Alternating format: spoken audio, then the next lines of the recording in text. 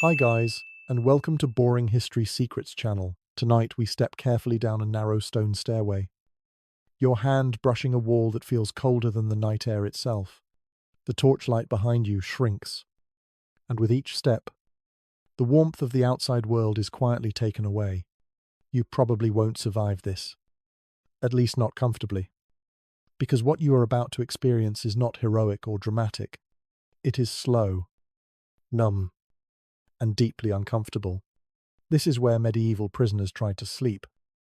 So, before you get comfortable, take a moment to like the video and subscribe, but only if you genuinely enjoy what I do here. And while you settle in, let me know where you're listening from, and what time it is where you are right now. Now, dim the lights, and imagine the door closing behind you with a thick, final sound. The echo lingers longer than you expect. In the silence that follows, you become aware of the stone, not just seeing it, but feeling it. Stone under your feet, stone at your back, stone above your head. In the medieval world, stone symbolized safety and power. Castles were built from it, churches rose from it.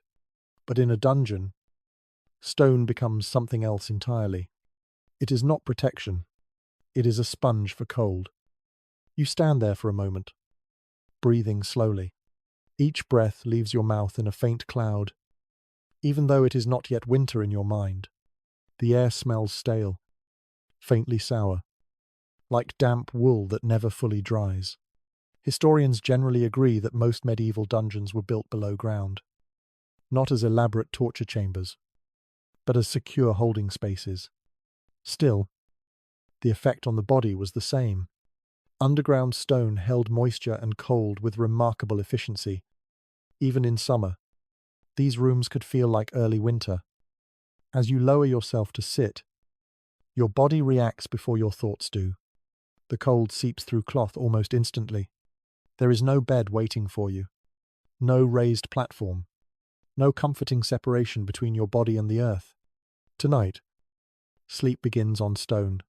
Or, if you are lucky, on a thin scattering of straw that does very little, except scratch your skin and make you aware of every movement.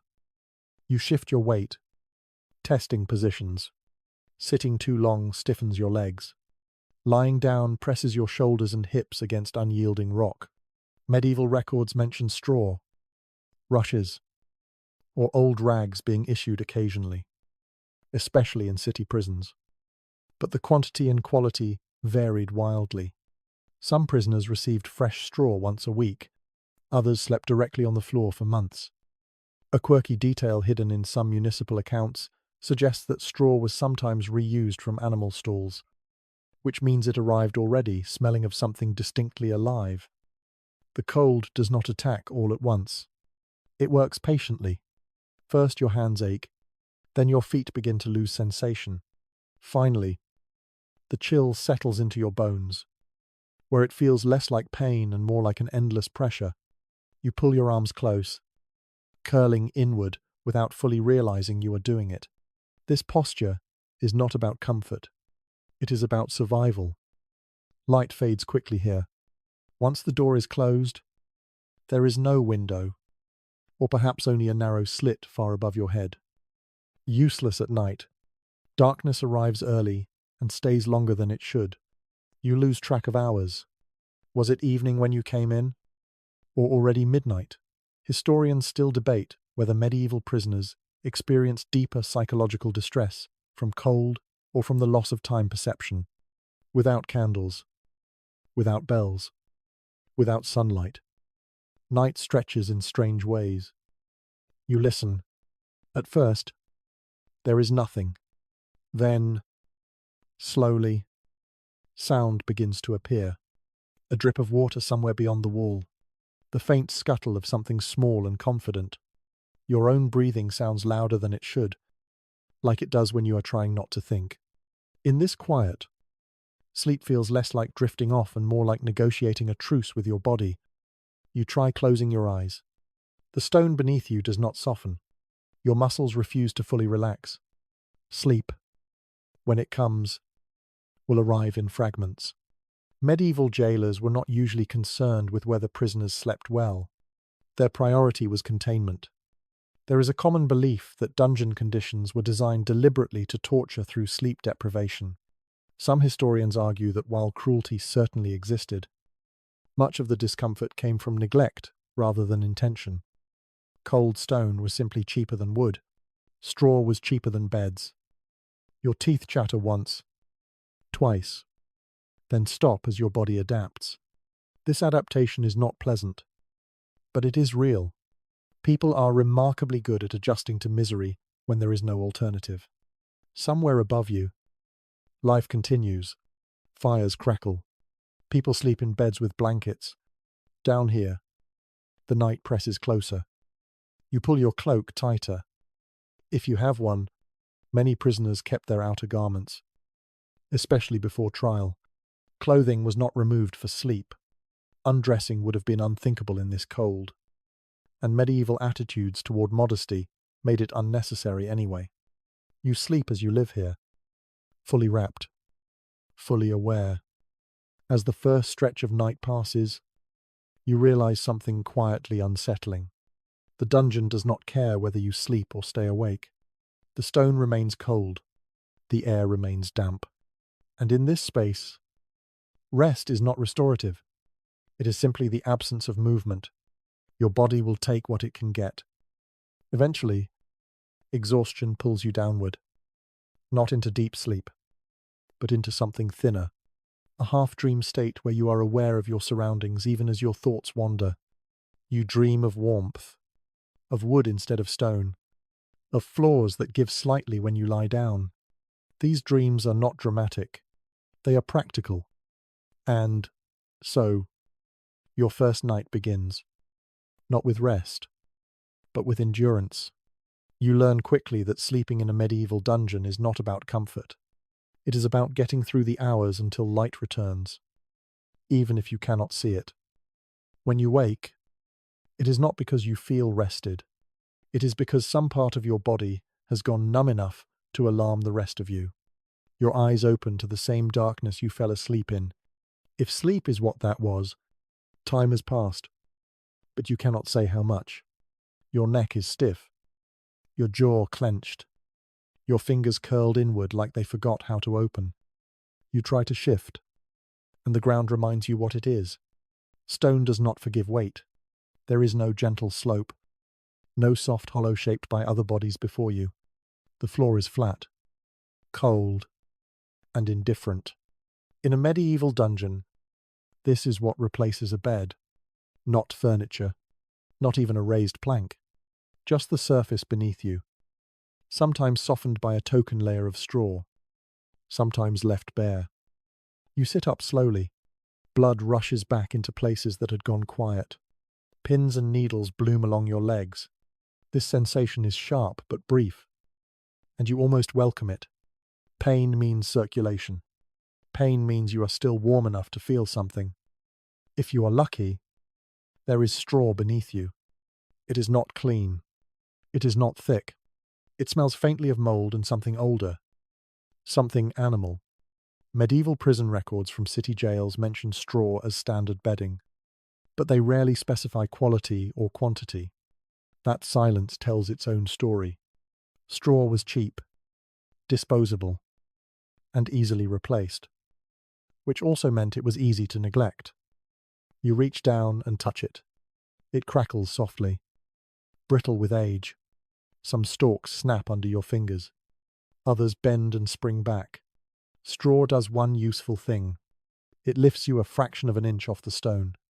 That small distance matters more than you might expect. Direct contact with cold stone pulls heat from the body at an alarming rate. Even a thin barrier slows that process, just enough to make survival more manageable.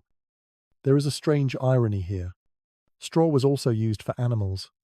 Horses slept on it. Pigs rooted through it. In some places, the same straw served both purposes in rotation. A quirky detail buried in a few manorial accounts suggests that old stall bedding was sometimes passed along to prisons once it was too worn for livestock. If true, That means your bed tonight may have already supported a horse. You try lying down again, this time choosing your side. Your shoulder presses into the floor. The cold spreads outward from that point, like ink soaking into cloth. You tuck your knees slightly, not enough to fully curl, just enough to reduce surface area. Medieval prisoners did not talk about sleeping positions the way we do, but skeletal evidence and later prison memoirs suggest that side sleeping was common. It was the least painful compromise. You notice that there is no pillow, no rolled cloth, no headrest. Your head rests where your body rests. Some prisoners folded an arm beneath their skull, sacrificing circulation in exchange for elevation. Others bunched straw under their neck, creating a lumpy imitation of comfort. Neither option works well for long. As you lie there, your awareness sharpens. Every small discomfort becomes impossible to ignore. A stone edge pressing into your hip, a straw stalk poking your cheek, an itch along your calf that you cannot quite reach without shifting your whole body. Sleep here is not the absence of sensation. It is learning which sensations to tolerate. Historians still argue whether the lack of proper beds was intended as punishment or simply reflected medieval attitudes toward incarceration. Many prisons were not designed for long-term stays. They were holding spaces. People were kept until trial, ransom, or judgment. Comfort was not a priority because permanence was not assumed. Of course, in reality, people often remained for weeks or months. You listen again. In the quiet, you become aware of other bodies nearby. A low cough, a slow exhale that is not your own. Perhaps you share this cell. Perhaps there is another just beyond the wall. The sound of breathing is oddly grounding. It reminds you that you are not alone in this discomfort, that others are also lying on stone, counting hours they cannot see. Your stomach tightens with hunger. An empty stomach makes sleep shallow. It also makes cold feel sharper. Medieval prisoners were typically fed once or twice a day, often with bread and thin ale or gruel. Food rarely arrived at night. That means sleep often came on an empty belly, the body burning what little it had to stay warm. You pull your cloak tighter, if you have one. Cloaks served as blankets, coats, and sometimes bedding all at once. Wool was common, heavy, and surprisingly insulating when dry. Unfortunately, nothing stays dry for long down here. Moisture rises from the ground. Condensation gathers on stone. Your cloak absorbs it slowly, becoming heavier, colder. You adjust again, trying to place your weight differently. This movement is careful. Loud shifts draw attention, even when guards are not present. Prisoners learn to move quietly. Noise invites notice. Notice invites trouble. You settle into stillness, letting your muscles relax by degrees rather than all at once. Your thoughts wander, then circle back. Sleep edges closer, but never fully arrives. Instead, you drift in and out, aware of your surroundings even as your mind begins to slide. This kind of half-sleep was common. Medieval medical texts describe sleep as a humoral process, influenced by digestion, warmth, and balance. Cold, hunger, and fear all interfered. At some point, you dream. The dream is brief and unsatisfying. You are lying on wood instead of stone. The surface creaks softly. There is a smell of smoke, not damp. You wake almost immediately, disappointed by how quickly it vanishes. You roll slightly, testing your other side. The straw shifts with you. A small cloud of dust rises, making your nose itch. You suppress a sneeze instinctively. Even here, you are careful. There is a persistent myth that medieval dungeons were filled with elaborate torture devices and iron maidens waiting in every corner. The reality, as far as evidence shows, was often quieter, more mundane, more neglectful. The suffering came from cold floors, hard surfaces, and long nights without rest. You finally settle into a position that hurts the least. Least painful is the best you can hope for. Your breathing slows. Your jaw unclenches. Somewhere in the darkness, water drips again, steady and patient. As another stretch of night passes, you begin to understand something important. The bed you miss is not just furniture. It is insulation, separation, a barrier between your body and the world. Down here, there is no separation. You sleep on the dungeon itself. And slowly, reluctantly, your body adapts once more. Muscles slacken, thoughts blur.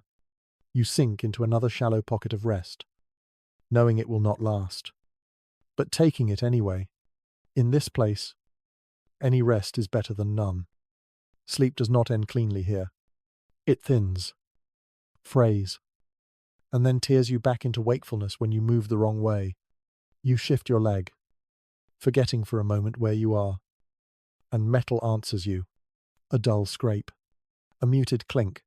The sound is small, but in the quiet it feels enormous. Chains are not always present, but when they are, they become part of the night. You pause, listening for footsteps that do not come. The chain settles. You exhale slowly. Shackles, when used, were usually practical rather than theatrical. One ankle ring fixed to a wall or floor staple. Sometimes both ankles linked together, rarely the wrists at night, because guards wanted prisoners able to stand quickly if ordered. Still, even a single restraint changes everything about sleep. You test the range of movement. Your leg extends only so far before the chain tightens. It is not painful yet, but it is firm, a reminder. You adjust your position carefully, learning the boundary through trial and error. Medieval jailers used restraints to prevent escape, not to choreograph comfort. The result was a body that could never fully relax. You lie on your side again, but this time you have to choose which side. Turn the wrong way, and the chain presses awkwardly against bone. Lie too far from the wall, and it pulls your ankle into an unnatural angle. Eventually, you find a compromise position. One knee bent, the other extended just enough to avoid tension. This kind of sleep teaches patience. You cannot roll freely. You cannot sprawl. Every movement requires calculation. You learn to anticipate discomfort and stop just short of it. Over time, this becomes instinctive. Prisoners who remained long enough developed a kind of spatial memory, knowing exactly how far they could move even in complete darkness. There is a persistent popular image of prisoners chained upright or suspended. That did happen in certain contexts, especially during interrogation. But for overnight confinement, most restraints were simpler. Historians generally agree that long-term chaining was physically damaging and sometimes counterproductive, increasing illness and death before trial. Even medieval authorities understood that a prisoner who died too soon was useless. The metal itself is cold, colder than stone. Somehow, when your skin brushes it, the sensation is sharp and immediate. You pull away instinctively, then feel foolish for reacting. The chain does not care. It remains where it is, unmoved by your discomfort. As the night deepens, the chain becomes an unexpected anchor. When you drift towards sleep, the slight weight on your ankle reminds you to stay still. It interrupts dreams before they can fully form. You begin to experience sleep in short segments, each one ending when your body tries to move naturally. You listen again to the space around you. Someone nearby shifts, producing a faint metallic echo of their own. The sound tells you that you are not the only one restrained tonight. There is a strange comfort in that knowledge. Shared experience, even miserable, feels less isolating. Your thoughts wander to the outside world, to beds and blankets and the freedom to turn over without consequence. These thoughts are dangerous. They sharpen longing, which sharpens awareness. You try instead to focus on practical things. Your breathing, the way your chest rises and falls, the slow rhythm of air moving in and out. Medieval medical thinking linked sleep to balance, Too much heat caused restlessness. Too much cold caused lethargy and shallow sleep.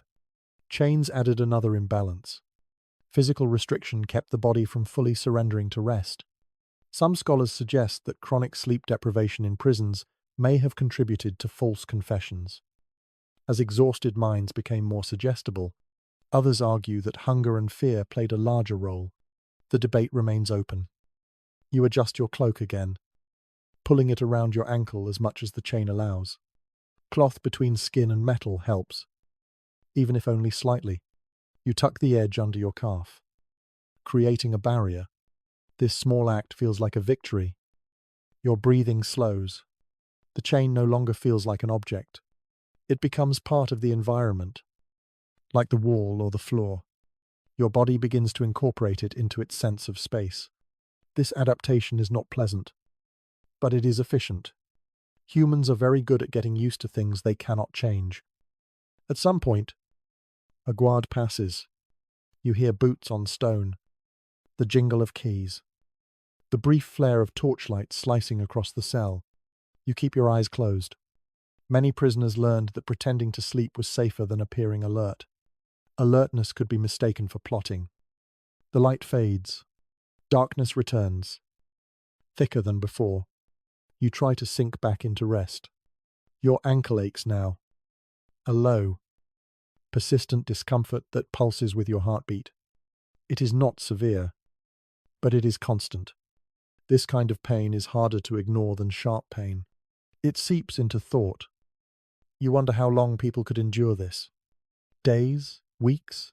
Some medieval prisoners were held for months, awaiting ransom negotiations or legal proceedings. The chain would be removed occasionally, perhaps during questioning or relocation, then replaced. Each night, the body would have to relearn its limits. There is a fringe detail mentioned in a few early modern accounts, slightly later than our period, that suggests some prisoners used chains as pillows, curling the metal under their head to lift it off the floor. Whether this was common or exaggerated is unclear, but it speaks to the improvisation born of desperation. Anything could become a tool for sleep if it offered even marginal improvement. You do not try that. The thought alone makes your neck tense. Instead, you settle back into stillness. Your mind drifts. Images surface and fade. The chain pulls lightly as your muscles relax, then slackens again when you adjust. Eventually, you find yourself hovering in that strange space between waking and sleeping. You are aware of the cold, aware of the restraint, but less troubled by them than before. This is not comfort. It is resignation. And resignation, in a place like this, is restful in its own way. The night continues without ceremony. No bells mark the hours. No dawn light creeps in to signal progress. There is only the slow passage of time, measured by stiffness and the occasional ache. When sleep finally claims you again, it is shallow and fragmented, but it is sleep. Your body takes it greedily, even knowing it will be brief. The chain rests against your ankle, unmoving, a silent witness to another stolen hour of rest. You wake again without knowing why. There is no sound sharp enough to justify it. No guard. No chain pulled too far. Just the quiet sense that something has shifted. It takes a few seconds to understand what it is.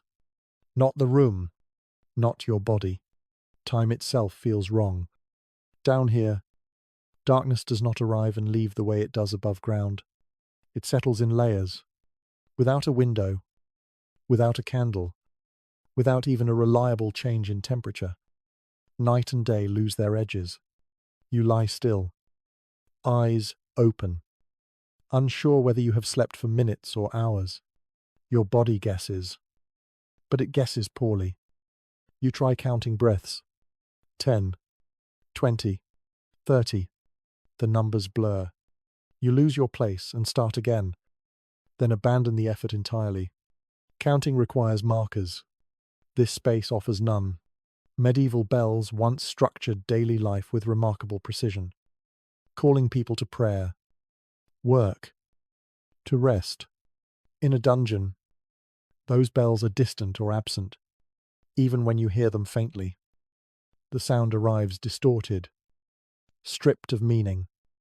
This loss of rhythm affects sleep more than the cold ever could. Without a sense of when night begins or ends, your body cannot prepare itself for rest. Melatonin, circadian cycles, the quiet cues you rely on without thinking all fail you here. Medieval people did not understand these processes scientifically, but they felt the effects. Writings from later centuries describe prisoners who slept at odd intervals, drifting in and out of rest without pattern. You shift slightly, then stop. Remembering the chain, the metal responds with a soft sound that seems louder than it should. Sound behaves differently in darkness. It feels closer, more intimate. You hold still again, letting silence reassert itself. Your thoughts become unreliable companions. They wander, circle back, repeat themselves. You think of warmth, then of food, then of warmth again. You recall faces from outside this place, but they lack detail. Memory softens at the edges when sleep is fragmented. You wonder how many nights it has been since you last saw daylight. 1? 2? More? There is no way to know. Some historians suggest that medieval imprisonment was not meant to disorient psychologically in the modern sense, yet the effect was undeniable. The architecture alone accomplished it. Narrow spaces, thick walls, limited light. Whether intentional or incidental remains uncertain. But the outcome was the same. People lost track of time quickly. There is a curious detail found in a handful of monastic prison records. In certain religious houses, bells were rung even for prisoners, not out of mercy, but habit. The schedule continued whether anyone could hear it clearly or not. In secular dungeons, this structure often vanished entirely. Your sleep suffers for it. You try closing your eyes again. Darkness behind your eyelids looks no different from the darkness in front of them. This makes it harder to surrender. Sleep usually arrives when the world fades. Here, the world never quite leaves. Your breathing grows shallow. You notice it and correct, drawing air deeper into your lungs. The air smells faintly mineral, with a trace of mold.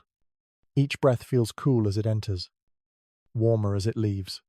You imagine the stone walls absorbing that warmth, keeping it. Minutes pass, or hours. You cannot tell. At some point, you drift, but it is not true sleep. Images surface without coherence. A wooden door, a stretch of grass, the sound of water not dripping, but flowing. These fragments dissolve before they can settle. You wake again, startled by nothing. Your heart races briefly, then slows. Fear thrives in places without time. Your mind fills gaps with unease. You listen for other people, hoping for reassurance. Somewhere, someone coughs. The sound anchors you. Another human marking the passage of breath. There is an old assumption that medieval people slept differently than we do, that segmented sleep was normal, while there is some truth to that, above ground. Here the pattern breaks down entirely. This is not first sleep and second sleep. This is interrupted sleep, fractured by environment rather than custom. You attempt a small ritual, a prayer, perhaps, even if you are not devout. Words help organize thought. You murmur them silently, pacing them with your breathing. This gives the night a structure, however fragile. Each repetition feels like a step forward, even if you remain physically still. Some accounts hint that prisoners used marks on walls to track days, scratching lines into stone. Whether this was common or rare is unclear. What is clear is the impulse behind it. Humans need markers. Without them, sleep loses its anchor. You think you hear footsteps. Your muscles tense. The sound fades. It was only water moving somewhere deep in the walls. You release the tension slowly. Your body feels heavier now. Not relaxed, but dulled. Exhaustion finally begins to outweigh vigilance. You shift your head slightly, seeking a less painful angle. The straw crackles. You freeze, listening. Nothing responds. The dungeon does not punish movement. It simply exists. Gradually, your thoughts slow, not because you feel safe, but because you are spent. Your mind no longer has the energy to spin. This is how sleep finally arrives here. Not invited, not welcomed, simply allowed. Once resistance fades, you drift again into shallow rest. Dreams come, but they lack narrative. Sensations replace stories. Warmth without source, light without shape. They flicker and vanish. When you wake once more, you have no idea whether it is closer to dawn or still deep night. The uncertainty no longer alarms you as much.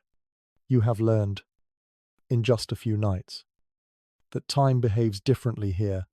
Fighting that truth only exhausts you further. So you lie still, breathing, letting the darkness remain undefined. Sleep will come when it can. Wakefulness will return when it must.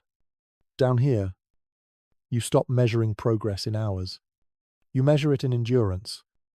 And slowly, almost without noticing, you slip back into rest again, carried not by comfort, but by necessity. Something touches your face, light and cold. You open your eyes and blink, unsure whether it is real or imagined. A moment later, it happens again. A soft tap, then another. Water, not enough to splash. Just enough to remind you that the ceiling above you is not as solid as it looks. Moisture is everywhere in this place. It rises from the ground, seeps through stone, gathers in invisible pockets until gravity decides it has waited long enough. Then it falls, drip by drip. Each drop lands with a tiny sound that grows impossible to ignore once you notice it. You turn your head slightly to avoid the worst of it. The movement pulls at the chain, which answers with a faint protest. You stop, settling into an angle that keeps your face dry, or at least drier. This is another quiet negotiation. Comfort is never achieved, only adjusted. Dampness changes the cold. Dry, cold bites. Damp, cold clings. It wraps around your body and refuses to let go. Your clothing absorbs it gradually, becoming heavier, less insulating. Wool helps at first, trapping air even when wet, but only to a point. Over time, the fabric presses closer to your skin, stealing warmth rather than keeping it. Surviving descriptions of medieval dungeons often mention water without much emphasis, as if it were expected. Floors that never fully dried, walls slick to the touch. In some prisons, shallow channels were cut into the stone to direct runoff, not to improve comfort, but to protect the structure itself. The building mattered more than the bodies inside it. You breathe in, and the air tastes faintly metallic. Stone, moisture, iron. Each breath feels cooler than the last. Your chest tightens slightly, not from panic, but from the effort of warming the air before it reaches your lungs. Exhaled breath leaves you in pale clouds that vanish almost as soon as they appear. You pull your cloak closer around your shoulders, then realize it is already damp. The movement sends a chill down your spine. Wet fabric against skin is one of the quickest ways to lose heat. You hesitate, then shift anyway, trying to arrange the cloth so that the wettest parts face outward. There is a small, strange detail mentioned in a city jail account from Northern Europe. Prisoners complained less about cold than about wetness. Cold could be endured. Wetness made everything worse. The complaint stands out because it sounds so modern, so familiar. Anyone who has spent a night in damp conditions understands immediately. You try to tuck your hands under your arms again, but your sleeves cling uncomfortably. The damp has reached them too. You clench and unclench your fingers slowly, encouraging blood to move. This small exercise feels almost luxurious, a reminder that you still have some control. Sleep becomes harder in this environment. Dampness carries sound more efficiently. The drip you noticed earlier now seems louder. more insistent. Each drop feels like a second hand, marking time you cannot see. You find yourself counting them, then stopping, then starting again without meaning to. Your skin itches, not sharply, but persistently. Moisture encourages irritation.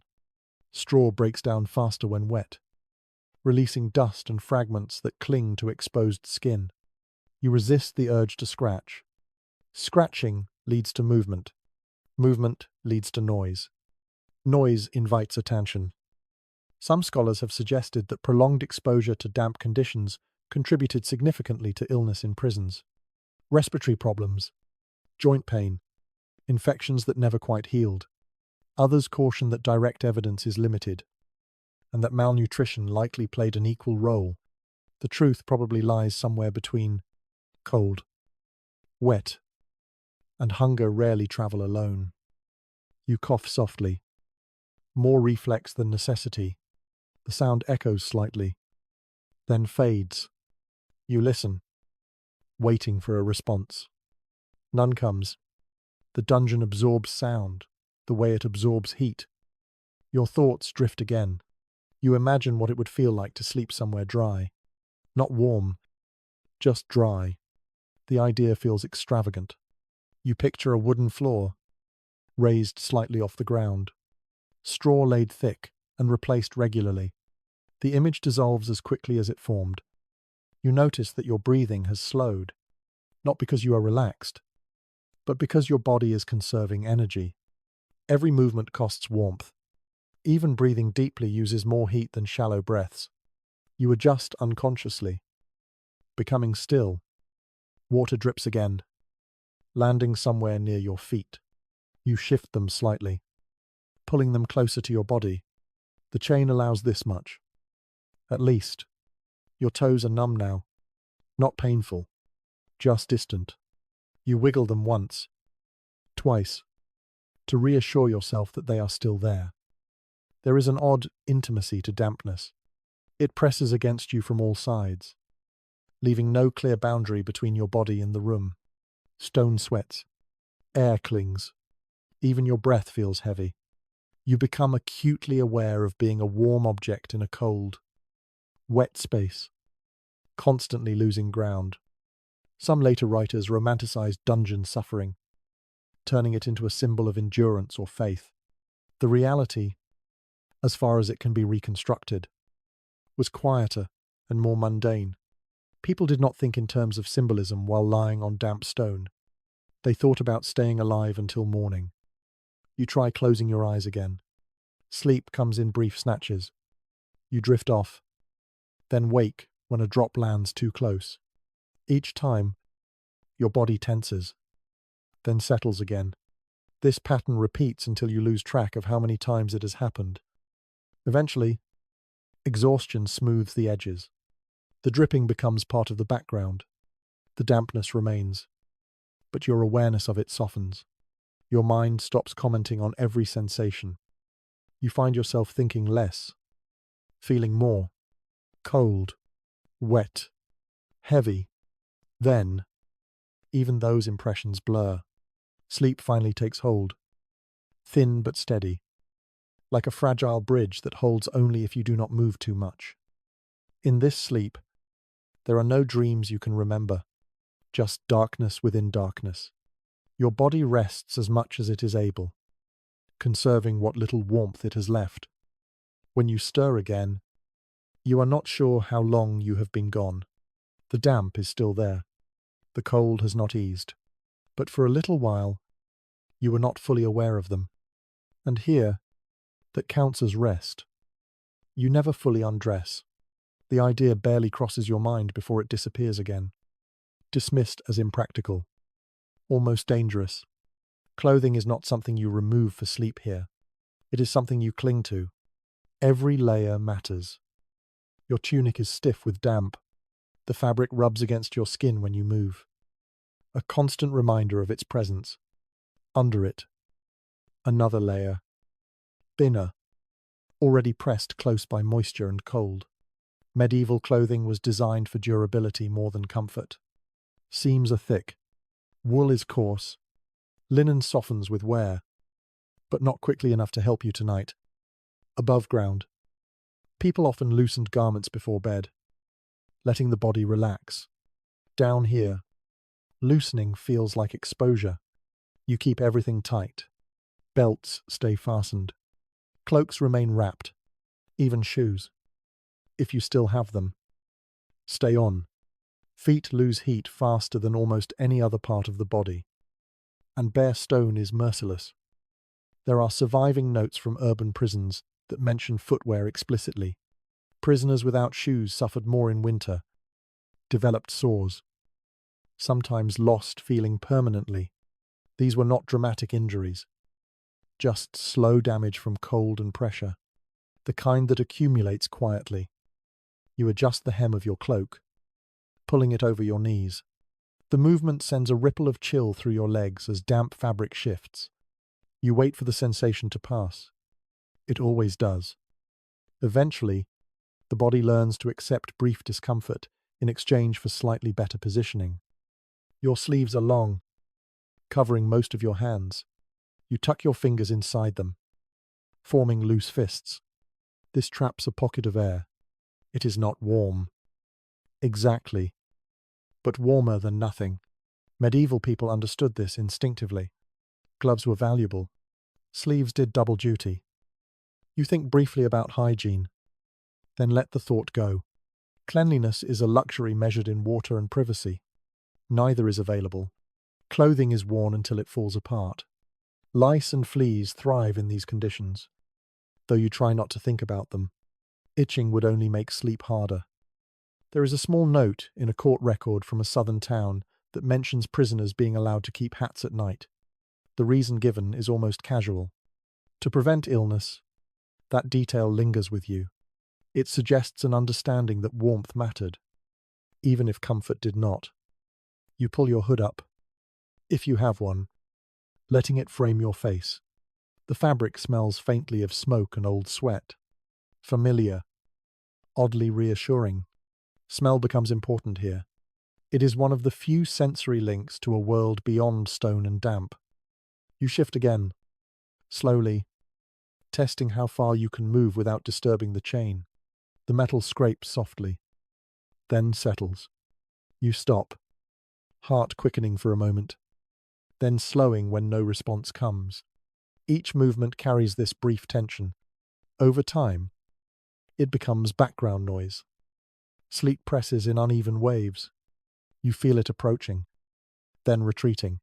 Your body wants rest. Your environment resists it. You compromise, settling into stillness, letting your breathing slow. Clothing constricts slightly when wet. Fabric clings to skin, making it harder to find a comfortable position. You resist the urge to pull it away. Exposed skin chills faster. Better to endure the discomfort than risk greater cold. There is a widespread belief that medieval people were tougher, more accustomed to hardship. There is some truth to that. But toughness has limits. People adapted because they had to, not because they felt nothing. Every night like this exacted a cost. You notice that your shoulders ache, not sharply, but with a deep, tired soreness. Sleeping in clothing restricts movement. Muscles never fully relax. This ache will follow you into the next day. If there is a next day, you can define. Your thoughts drift towards sleep again. Images surface without warning. A fire. Not roaring, just steady. The warmth of it spreads through your chest in the dream, easing the tightness. You wake almost immediately. The contrast too sharp to ignore. You swallow. Your throat dry. Moist air does not mean hydration. Quite the opposite. You lick your lips. Then stop. The air cools the moisture instantly. Another small sound reaches you. Fabric shifting nearby. Someone else adjusting their clothing in the dark. The sound is soft. Almost intimate. It reminds you that you are not alone in this ritual of endurance. Some medieval sermons spoke of sleep as a moral act, a surrender to God. Down here, sleep feels more like a truce. You give up awareness not because you feel safe, but because staying alert costs too much. You draw your knees closer, curling slightly. The position reduces heat loss, though it strains your back. You choose warmth over alignment. Choices are always like this here. One discomfort traded for another. Your hood slips a little, exposing your ear. Cold touches it immediately. You adjust again. Careful. Precise. The chain shifts, then stills. You settle. Gradually, your body gives in. Muscles soften just enough. Breathing evens out. Your thoughts lose coherence. Words drift without meaning. Sleep arrives not as a fall, but as a slow dimming. Awareness fades at the edges first. Sensation dulls. The damp remains. The cold remains. But you are less engaged with them now. You rest in this shallow state for a while. How long? You cannot say. When you surface again, it is with the familiar stiffness, the familiar chill. But there is also a faint sense of having crossed some invisible distance. Clothing, heavy and uncomfortable as it is, has done its job. It has kept you from losing too much warmth. It has allowed you this small measure of rest. And here, small measures are everything. You become aware of other bodies long before you can see them. Sound carries first. A slow exhale nearby. The faint scrape of straw as someone shifts their weight. A muted cough that is quickly swallowed back into silence. Shared space announces itself gently. Like this. Through small, human noises that cannot be fully suppressed. If your cell holds more than one person, sleep changes immediately. Privacy disappears. But warmth becomes negotiable. Bodies generate heat, even when starved and exhausted. Lying alone on stone is one kind of suffering. Lying close to others introduces a different calculation. You do not press against anyone at first. There are rules here. Unspoken but understood. Space is respected until it becomes unbearable to maintain. Each person waits, testing the cold, gauging how desperate the night will become. When the chill deepens enough, distance feels less important. You inch closer, careful not to startle. The movement sends a quiet rustle through straw and fabric. The other person stiffens briefly, then relaxes when you stop short of contact. This pause matters. Consent is rarely discussed, but it exists in these moments. Survival requires cooperation. Eventually, shoulders touch, not skin to skin, but cloth to cloth. The contact is tentative, almost polite. Warmth seeps slowly across the gap. It is subtle, but unmistakable. Your body recognizes it immediately, responding with a small, involuntary sigh. Historical accounts make it clear that communal cells were common, especially in town prisons and castle holding rooms. Overcrowding was routine. What those records rarely mention is how prisoners adapted their sleep accordingly. Yet logic fills in the gaps. Shared heat mattered. You shift again, aligning your back with another back, or your side with someone else's shoulder. The configuration changes depending on the number of people and the available space. There is no ideal arrangement, only workable ones. The closeness brings new sensations. The smell of another person, layered with damp cloth and old sweat. The sound of breathing close enough to feel. These details might feel intrusive in another context. Here, they are oddly reassuring. Proof of life. Proof of warmth. There is a delicate balance to maintain. Too close, and limbs tangle, causing discomfort and waking. Too far, and the cold creeps back in. You learn quickly where that balance lies. Bodies settle into a shared stillness, each person adjusting minutely to the others. Some observers later commented on the spread of illness in communal prisons. Close quarters made disease easier to pass along. That is true. But at night, the calculation shifts. Cold also weakens the body. Warmth becomes protection of a different kind. You listen to the rhythm of breathing around you. It is uneven at first, then gradually synchronizes. Not perfectly, but enough to create a sense of order. This shared rhythm makes it easier to let go. Sleep feels less risky when others are doing the same. A lesser-known detail appears in a few early prison reform writings. Centuries later, former prisoners recalled that winter nights were survived not by blankets, but by proximity. People rotated positions, took turns near walls or open drains. These memories suggest organization even in chaos. You feel a foot brush against yours, then retreat. No apology is spoken. None is needed. Movement is acknowledged through adjustment rather than words. The cell communicates through touch and sound alone. Your muscles relax more than they have in nights. Not fully. The chain still limits you. The damp still clings. But the edge has softened. Shared warmth blunts the sharpest points of cold. You close your eyes again. This time, sleep comes more easily. Not deeply, but steadily. Dreams form and hold for longer before dissolving. You dream of crowded rooms, of bodies pressed together not in fear, but in celebration. You wake briefly, confused. Then remember where you are. The presence of others changes your sense of vulnerability.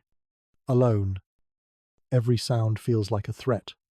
Together, sound becomes information. You know what is normal. You recognize the rhythm of the night. There is a quiet ethics at work here. No one takes more space than they need. No one pushes too hard. The unspoken agreement is simple. Everyone is cold. Everyone wants to last until morning.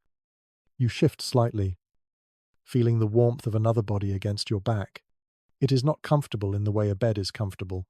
It is uncomfortable in a way that allows survival. The distinction matters. Sleep settles in. Heavier now. Breathing slows across the cell. The drip of water fades into the background. Even the chain feels less intrusive. Its weight redistributed as your body relaxes. When you wake again, hours later or minutes, it is with the dull awareness of stiffness and chill returning. But the memory of warmth lingers. You are not as far gone as before. You remain still, letting others sleep. Shared space demands patience. You wait, breathing quietly, conserving what little heat remains. In a place designed to isolate, this closeness becomes a small act of defiance, not against guards or walls, but against the cold itself. And for now, that is enough. Sleep loosens its grip when sound takes over. At first, it is subtle enough to blend into the background. A soft rasp of breath nearby, the faint crackle of straw shifting under weight. Then, as your awareness sharpens, the night reveals itself as anything but silent. Someone coughs, low and wet, trying to keep it contained. The sound echoes briefly, bouncing off stone before disappearing again. Another person clears their throat. A chain shifts somewhere to your left. Metal brushing stone with a tired familiarity. These sounds form a language of their own. You begin to recognize what belongs to whom. Rats move confidently here.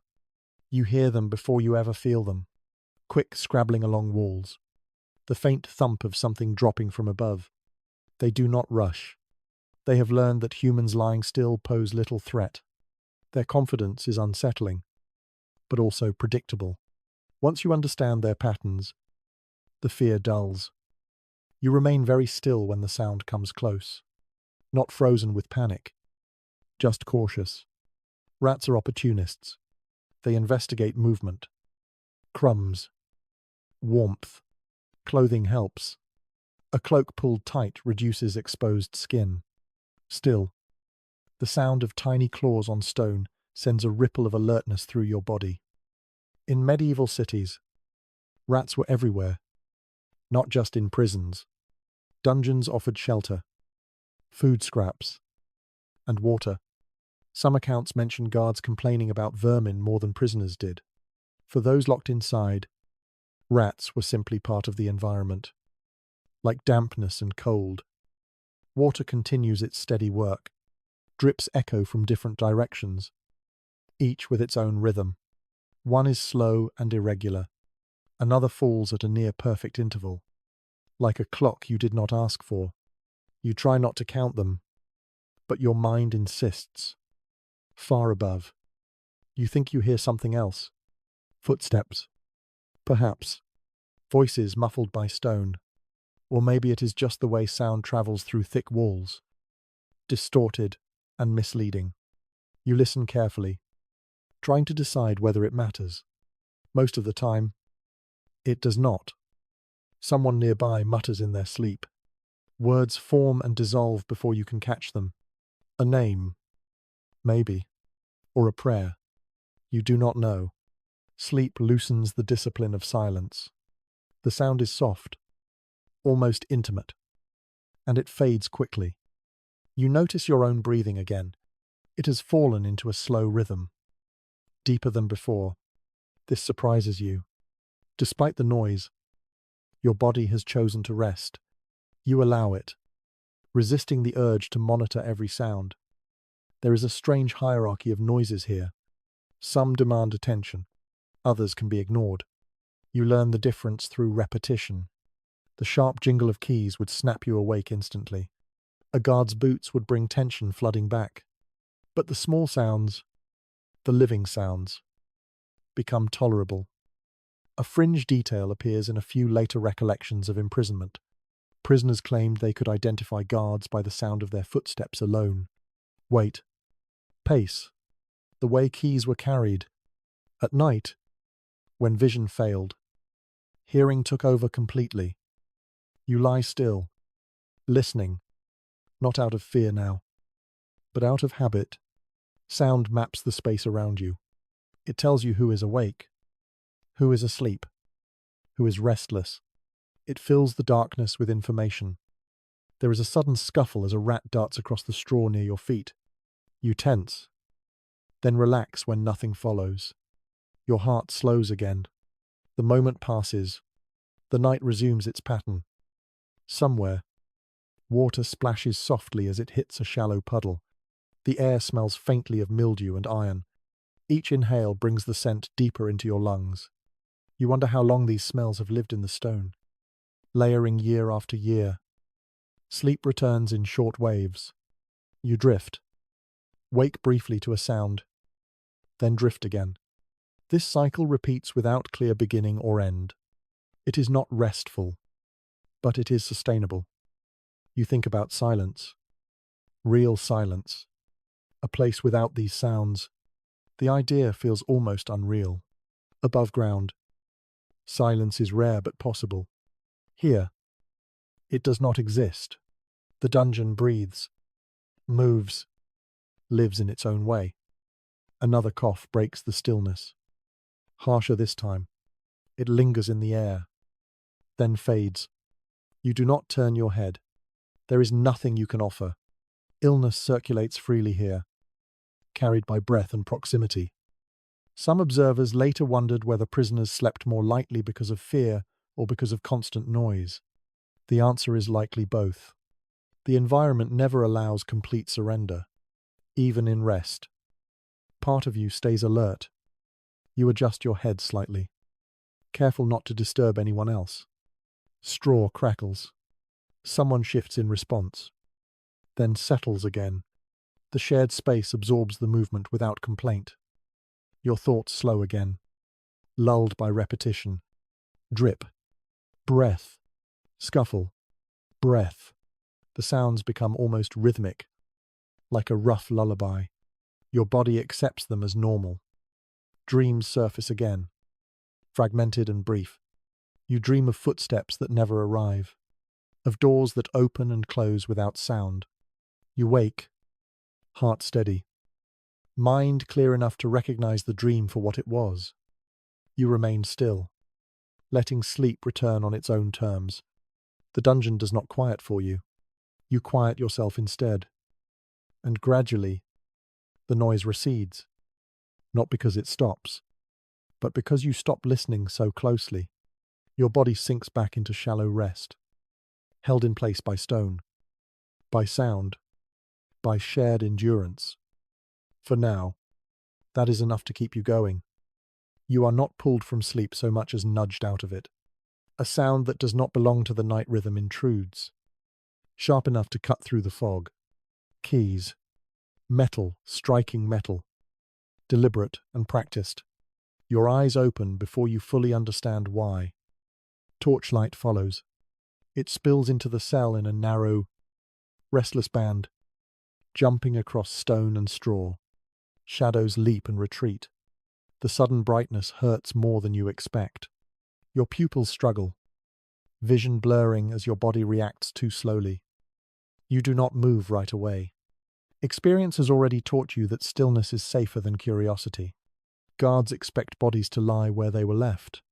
Movement can be read as defiance. Or worse, intent. Boots scrape against stone. The sound is closer now. Each step echoes briefly, then vanishes. The rhythm is unhurried. There is no urgency in it. This is routine.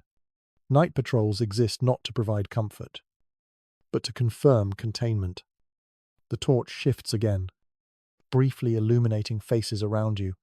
Eyes open, then close. Someone turns their head away from the light. Another pulls fabric higher over their face. No one speaks. Silence feels heavy. Intentional. Guards in the medieval period often worked in pairs during night rounds. One carried the light, the other the keys. Records suggest these checks were irregular, not scheduled. Unpredictability kept prisoners unsettled and reduced coordination, even when nothing happened. The interruption itself carried weight. The light pauses near you. Heat from the flame brushes your skin for a fleeting moment. It feels unreal, like a memory rather than a sensation. Then it is gone, replaced by cold again. The contrast leaves your body confused, unsure which state to prepare for. You hear a door open somewhere down the corridor. Hinges groan softly. A voice murmurs, low and indistinct. Another voice answers. The exchange is brief, practical. You do not catch the words, but you recognize the tone. Nothing is wrong. Nothing needs attention. The torchlight recedes, pulling shadows back into their corners. Darkness settles again, thicker now for having been disturbed. Your eyes ache. You blink slowly, waiting for the pain to fade. Sleep does not return immediately. Your heart beats faster than before. Adrenaline lingers, a leftover from centuries of instinct. Even when guards do nothing, their presence changes the night. It reminds you that you are observed. That rest is conditional. You shift slightly, testing the space. The chain answers with a muted sound. You stop, listening. No response comes. The dungeon accepts your adjustment without comment. It is tempting to resent these interruptions, but resentment takes energy. Over time, prisoners learn to fold them into the night rather than resist them. Sleep became something that paused and resumed, like breath. Some accounts suggest that guards intentionally avoided waking prisoners unless necessary, believing that exhaustion reduced trouble during daylight hours. Others imply the opposite, that frequent disturbances were a tool of control. The surviving evidence does not settle the question neatly. Practices varied widely from place to place. You lie still, letting your breathing slow again. The warmth of the torch has already faded from memory. Cold reasserts itself, patient and thorough.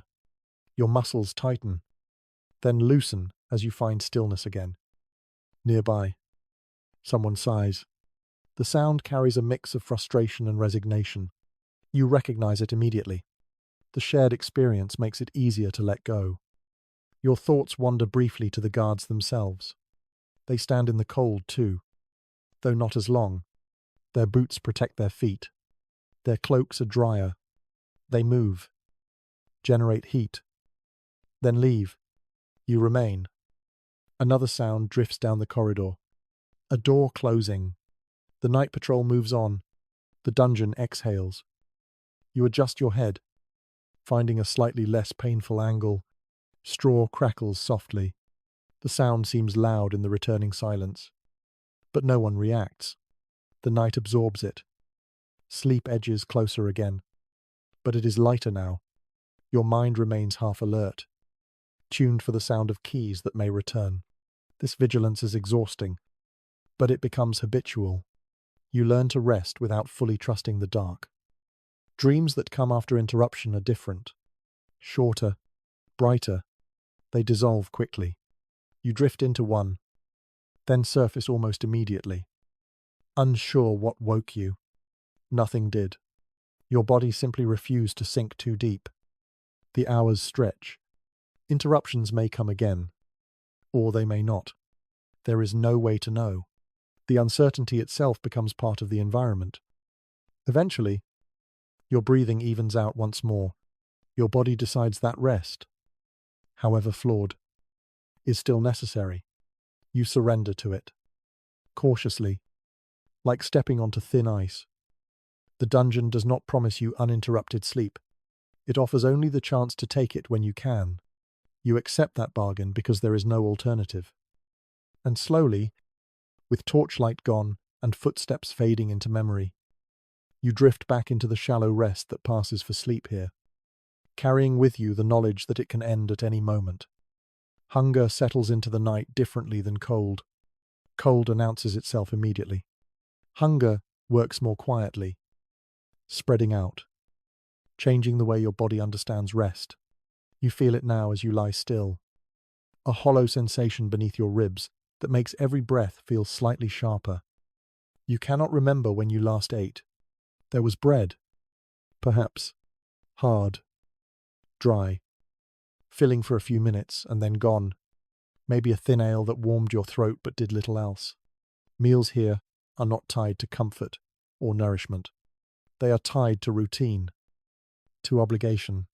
When food arrives, you eat. When it does not, you wait. Your stomach tightens, then relaxes, then tightens again. The rhythm is slow and persistent. Hunger keeps the body alert even when exhaustion begs for rest. You curl slightly inward, instinctively protecting your core. This posture is ancient, shared across centuries and cultures. It reduces heat loss.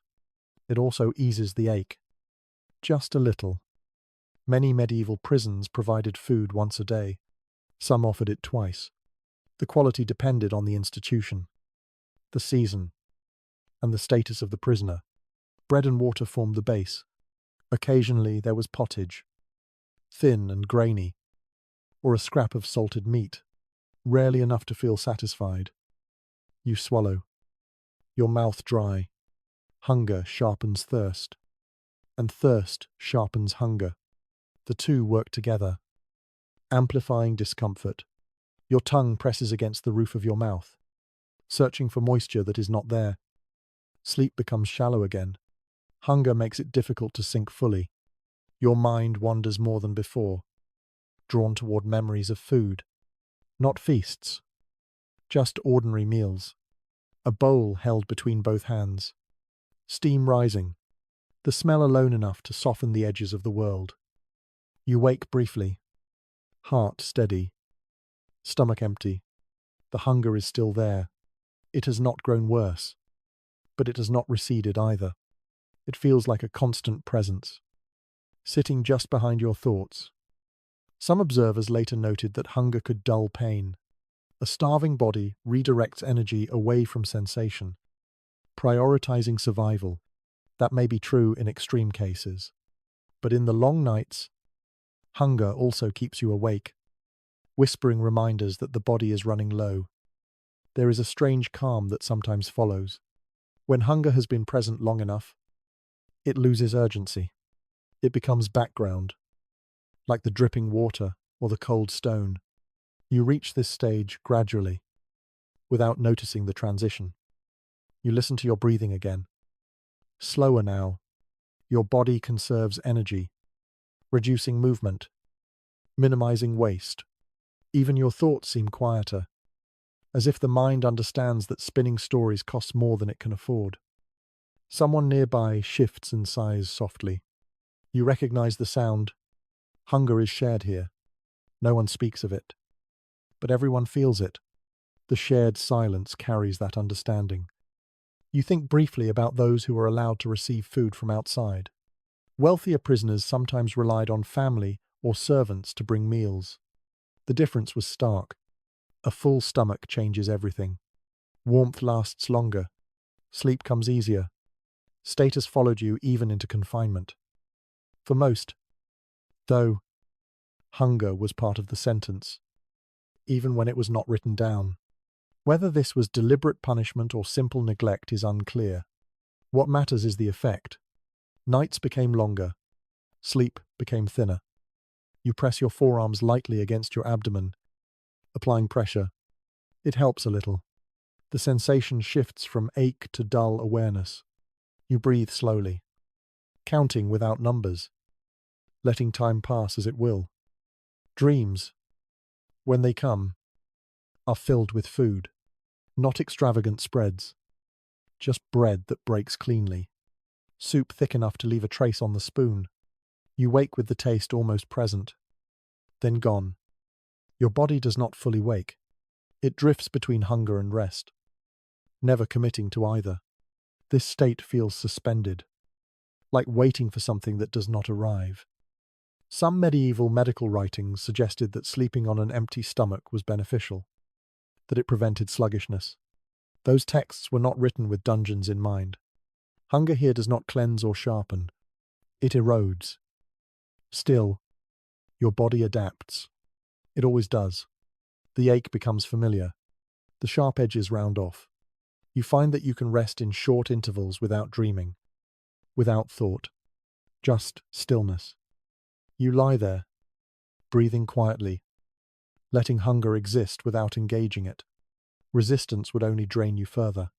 Acceptance, uncomfortable as it is, allows rest to creep back in. Eventually, exhaustion outweighs appetite. Your stomach continues its slow rhythm, but your mind fades around it. Awareness dulls. The night presses in. Sleep returns. Not deeply, not kindly, but enough. Your body takes what it can, even as it waits for the next interruption, the next meal, the next shift in the dark. And for now, that is all you can do. Illness does not announce itself dramatically here. It arrives quietly, slipping into the body during moments when you are too cold, too hungry, or too exhausted to resist it. You notice it first as a heaviness in your chest, a thickness in your breath that was not there before. You inhale slowly, testing your lungs. The air feels cool and damp as it moves in, but the sensation lingers longer than it should. You exhale and hear a faint rasp, barely audible, but enough to catch your attention. You pause, listening to your own body the way you listen to the dungeon. Around you, others make similar sounds. A cough that tries to stay hidden, a wet breath drawn carefully, as if volume alone might worsen the condition.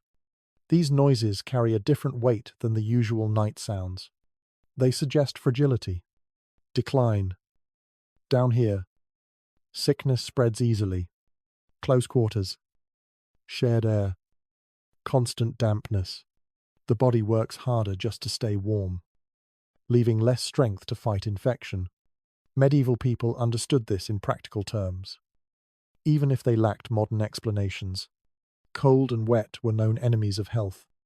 You adjust your posture slightly, propping your upper body just enough to make breathing easier. Lying flat presses discomfort into your chest. Sitting fully upright costs too much energy. You find a middle position and hold it, letting your breathing settle into a manageable rhythm. The smell in the cell has changed. It is subtle, but noticeable. A faint sourness layered over the usual damp stone and wool. Illness has its own scent. It clings to breath and fabric alike. Some prisoners cough openly. Others stifle the sound with cloth or the crook of an arm. There is a quiet shame attached to sickness here. Not moral shame, but practical fear. To be ill is to be weaker. To be weaker is to draw attention.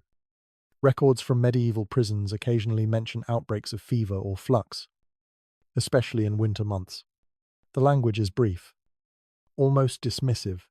A number of prisoners fell ill. Some did not recover.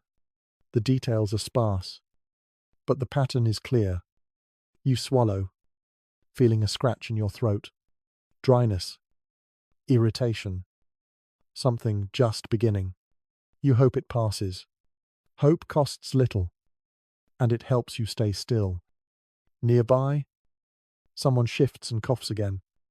Harsher this time. The sound echoes briefly, then fades. You do not turn your head. Looking would not help. There is nothing to be done. Medical care in prisons was minimal. A barber surgeon might be called if someone became severely ill, but only if the prisoner was considered valuable enough to warrant attention. Otherwise, sickness ran its course. Bodies either recovered or failed quietly. You breathe carefully, conserving warmth. Each breath fogs faintly in the air. You imagine that fog lingering, carrying whatever is inside you outward, mixing with the breath of others.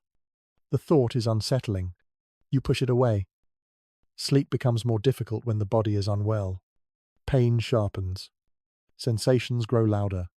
Every cough threatens to wake you fully. You find yourself hovering in a state of half-rest, aware of each inhale and exhale. There is a curious note in a municipal ledger from a northern town. It mentions straw being replaced more frequently during periods of sickness, not out of compassion, but to reduce odor. Even that small act suggests an awareness of how illness changed the environment. You adjust your cloak around your shoulders, pulling it higher, even though it is damp. Warmth helps, even if it is imperfect. You tuck your chin down slightly, protecting your throat. These are instinctive gestures, learned long before you ever saw a dungeon.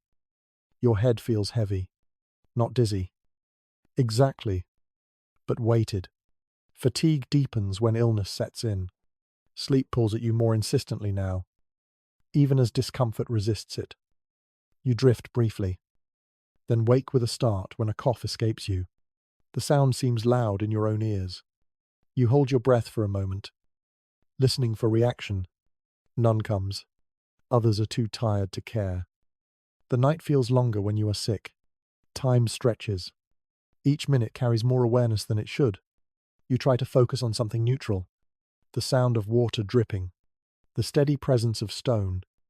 Some scholars suggest that many medieval prisoners died not from execution, but from the cumulative effects of confinement, cold, hunger, illness. None dramatic alone, but devastating together. Others caution that survival rates varied widely, depending on location and circumstance. The truth remains uneven, scattered across incomplete records. You do not think about death directly. Your mind avoids it, focusing instead on the immediate task of breathing comfortably. Survival narrows attention.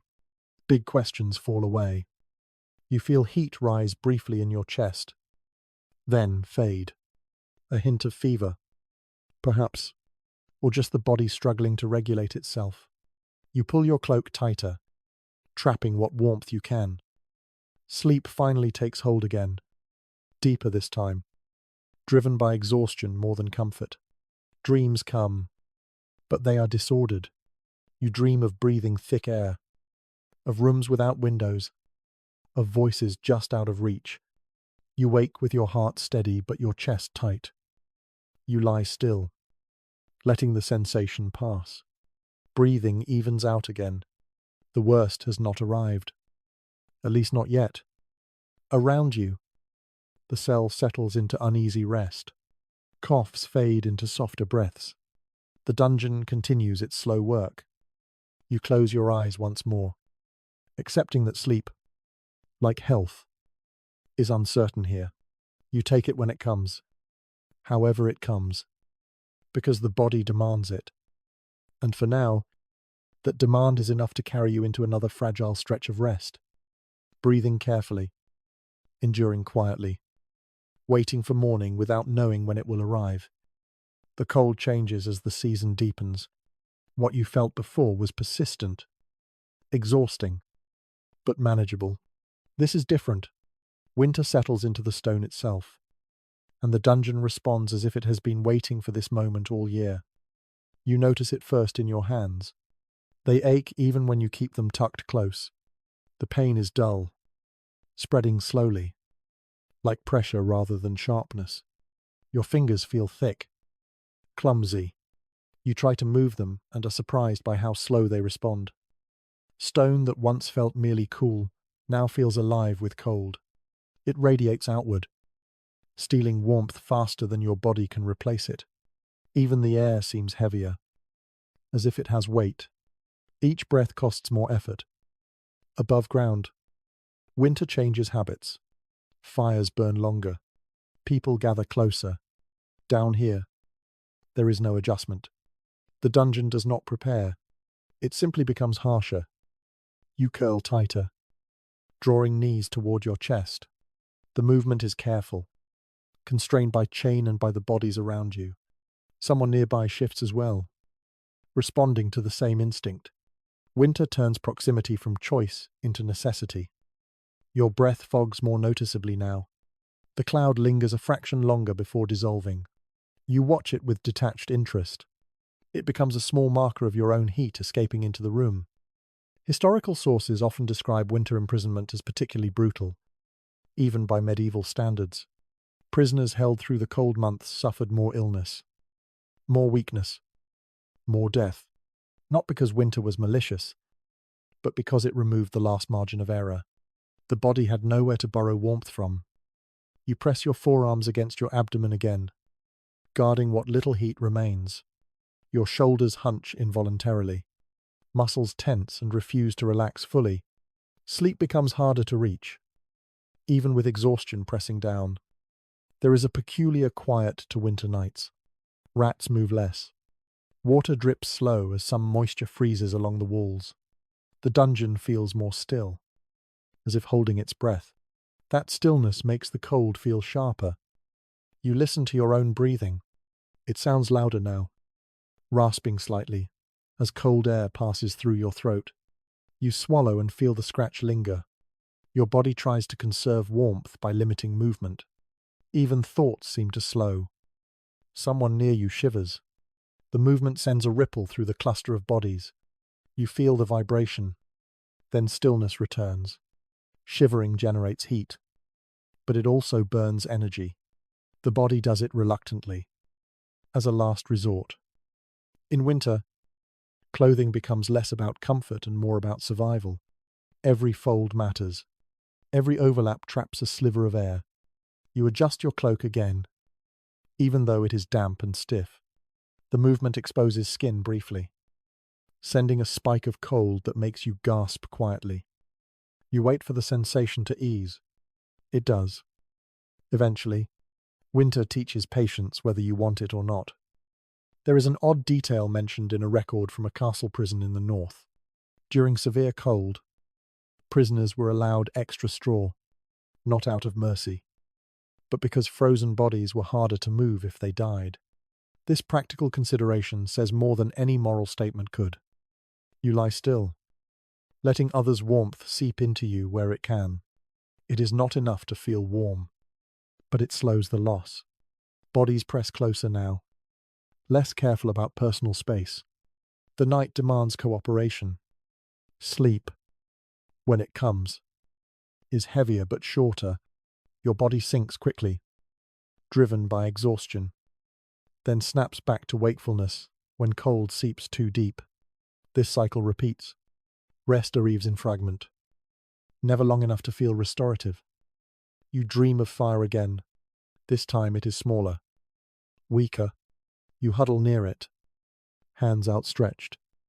But the warmth never quite reaches you. You wake with your hands clenched into fists, nails biting into palms. Your jaw aches from clenching against shivers you try to suppress. Teeth chatter briefly, then stop. You breathe slowly, trying to steady yourself. Panic would only waste heat. Some medieval thinkers believed that cold strengthened the spirit, that hardship purified. Those ideas were formed in warm rooms, written by hands not numb with winter. Down here, Cold does not feel instructive. It feels absolute. You press your feet together, rubbing them lightly. The motion is small, barely visible, but it helps. Sensation returns in tingling waves, then fades again. You repeat the movement once more, then stop, conserving energy. The dungeon seems deeper in winter, heavier. The ceiling feels closer, the walls nearer. Sound does not carry as far. Even echoes feel muted. You focus on breathing again. In, out, slow, controlled. This rhythm becomes your anchor. As long as you can manage it, you are still here. Eventually, your body gives up resisting sleep entirely. Exhaustion overwhelms discomfort. Muscles slacken despite the cold. You drift into a deeper rest than you have known in nights. It does not last long. Cold pulls you back. But the brief depth is enough to remind you what sleep used to feel like. You lie there afterward, eyes closed, accepting the winter as it is. Fighting it has proven pointless. Endurance now means adapting, moment by moment. And as the cold settles deeper into stone and bone alike, you hold on to one simple truth. Morning will come, even if you cannot see it yet. Until then, you breathe, you wait, and you survive the longest night of the year, one shallow breath at a time. You begin to notice differences that have nothing to do with stone or cold. They appear quietly, in the small details of how people are placed, how often doors open, how much straw lies beneath certain bodies and not others. Status does not vanish at the dungeon door. It thins. Perhaps, but it remains. You see it in the corner of the cell, where one person lies slightly elevated, their back not pressed directly to the floor, but cushioned by extra straw or a folded cloak. No one says anything about it. The arrangement has likely been in place since before you arrived. It was decided quickly, perhaps the first night, and then accepted. Medieval imprisonment was rarely equal. Rank followed people into confinement in subtle ways. A merchant accused of debt, a noble awaiting ransom, a cleric held for questioning. Their nights were different from those of thieves or vagrants, even when they shared walls. You feel the difference most clearly when food arrives. Not tonight, perhaps, but you remember how some bowls seemed fuller than others, how certain hands received bread that looked fresher, less dry, how a guard lingered a moment longer near one person, exchanging a few quiet words before moving on. These distinctions mattered at night. A fuller stomach held warmth longer. A thicker cloak softened stone just enough to ease sleep. Even a small advantage compounded over weeks. You lie still, observing without judgment. Complaining would change nothing. Noticing, however, sharpens your understanding of this place. Power does not end here. It simply changes shape.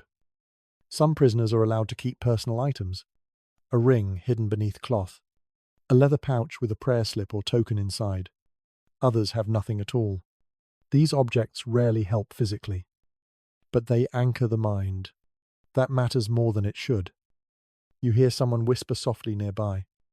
Not in prayer, but in conversation.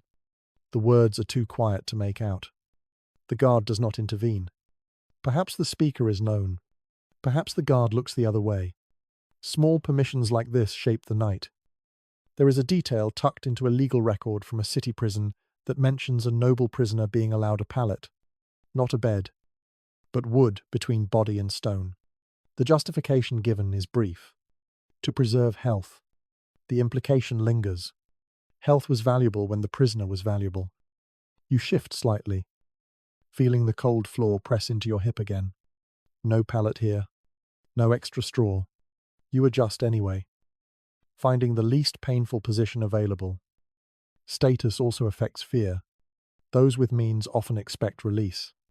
Ransom. Trial. Intervention. That expectation lightens the night. Even when conditions are harsh, others lie awake knowing that confinement may stretch indefinitely. That weight presses down harder than stone.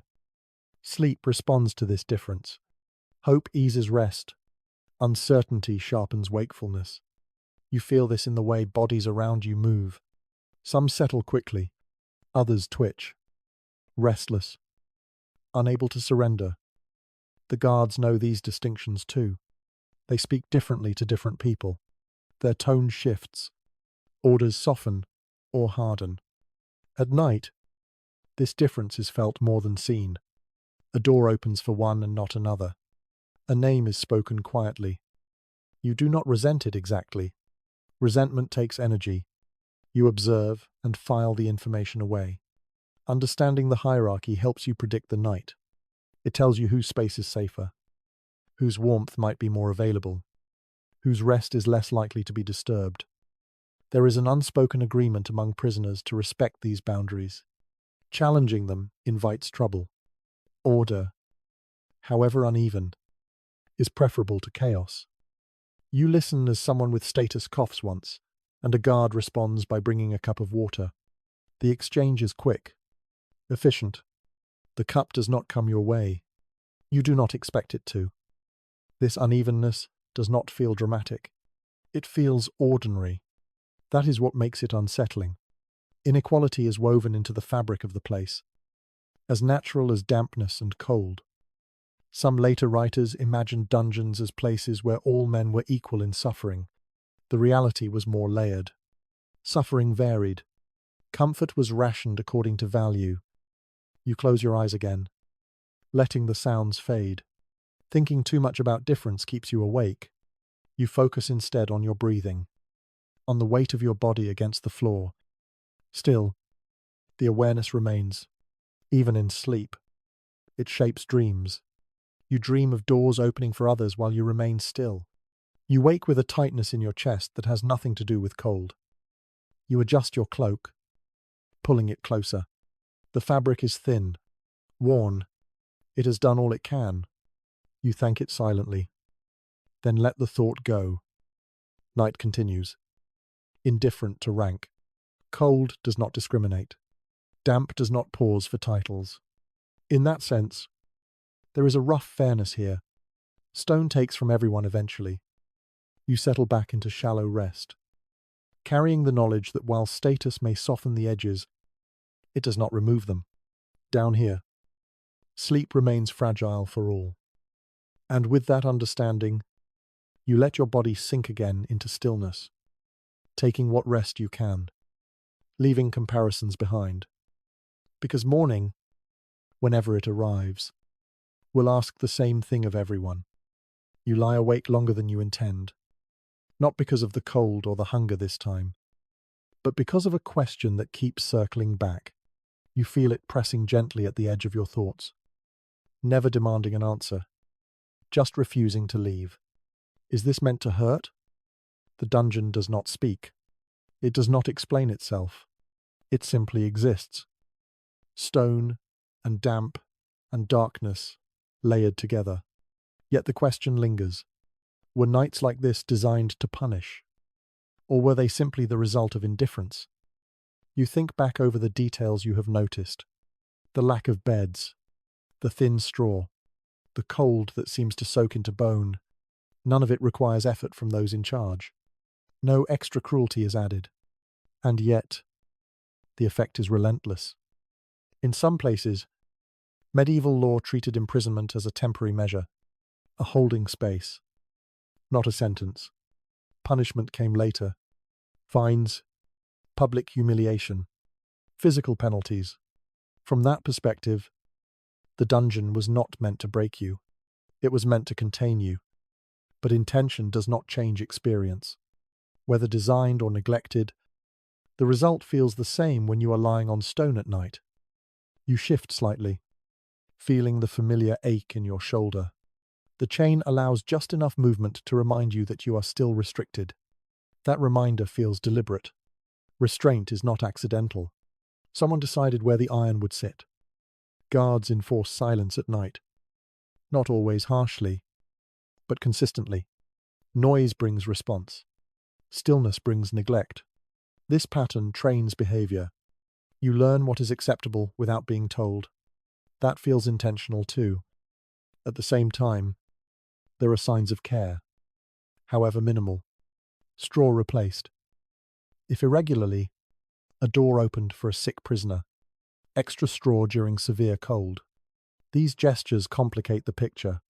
They suggest that suffering is not always the goal. You consider how easily small changes could make this place more bearable. A wooden platform, a thicker layer of straw, a regular meal at night. None would compromise security. None would be difficult to implement. And yet, they are absent. Perhaps the answer lies somewhere between punishment and neglect. The dungeon exists to confine, and comfort simply does not matter enough to justify expense or effort. Pain becomes a byproduct rather than a purpose.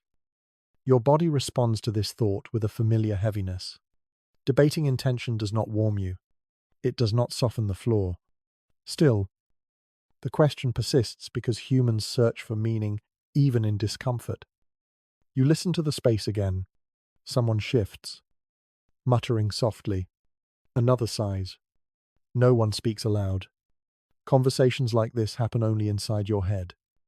There is a curious note in a judicial account that mentions prisoners being housed above ground when space allowed, particularly in summer. The implication is clear. Underground cells were harsher. They were chosen when other options were unavailable or undesired.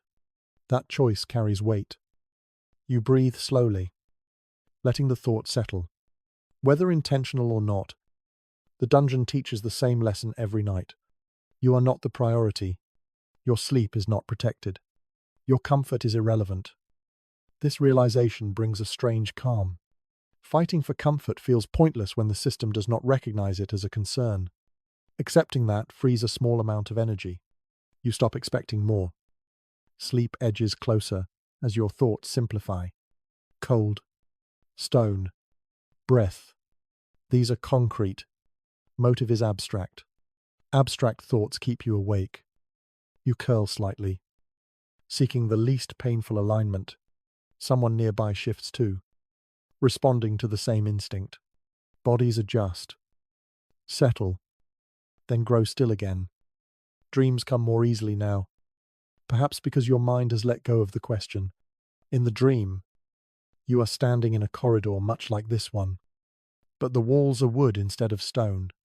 The floor gives slightly under your feet. You wake before anything happens. Heart steady. Mind quiet. You do not return to the question immediately. You focus instead on the present. The weight of your cloak. The sound of breathing nearby. The absence of footsteps. This night feels different from earlier ones. Not easier, but clearer. You understand the rules now. The dungeon does not negotiate. It does not respond to fairness or injustice. It responds only to time. Some scholars later tried to categorize medieval prisons as either punitive or administrative. The reality resists neat labels. Conditions varied by region, by ruler, by moment. What remains constant is the human experience of the night. You shift your head slightly, careful not to disturb anyone. Straw rustles, then stills. The chain lies slack.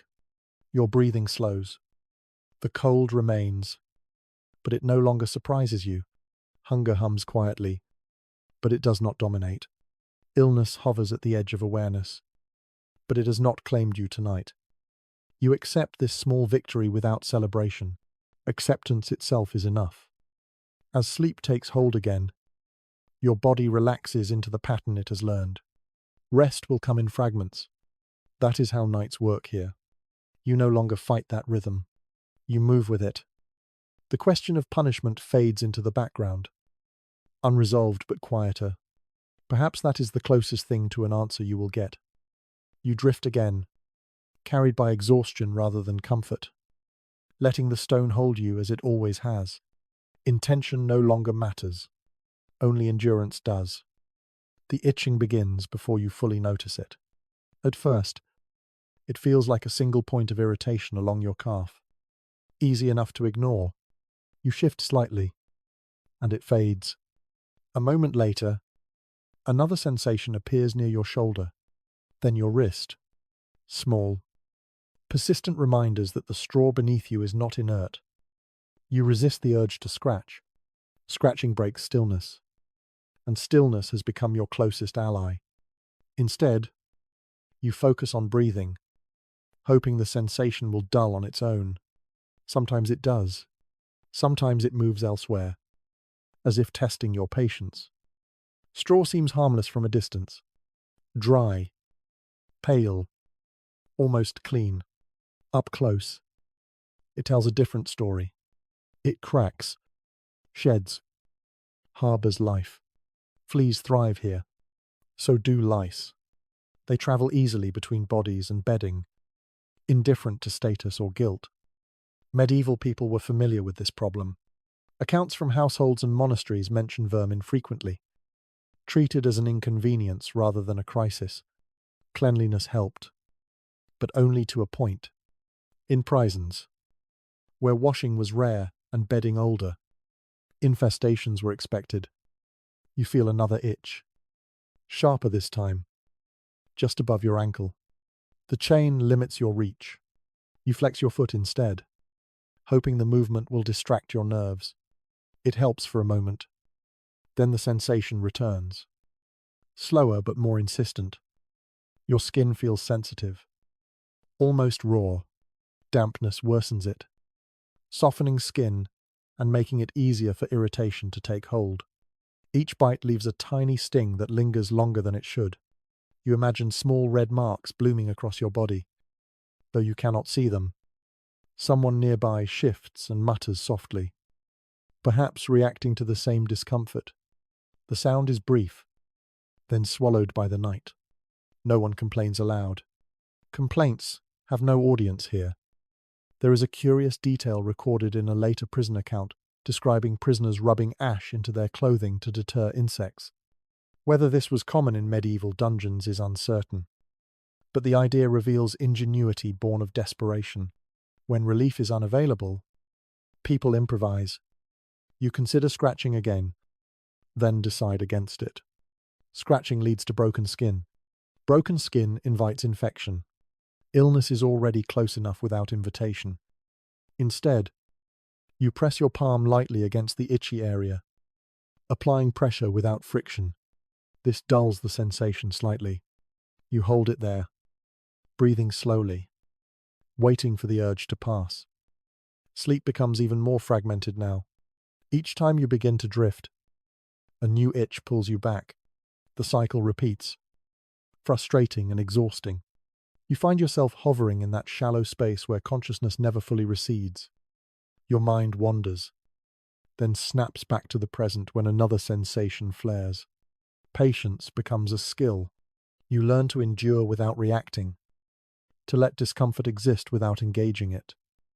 Some medieval remedies for vermin involved herbs, smoke, or oils. None are available here. The dungeon offers no solutions, only conditions.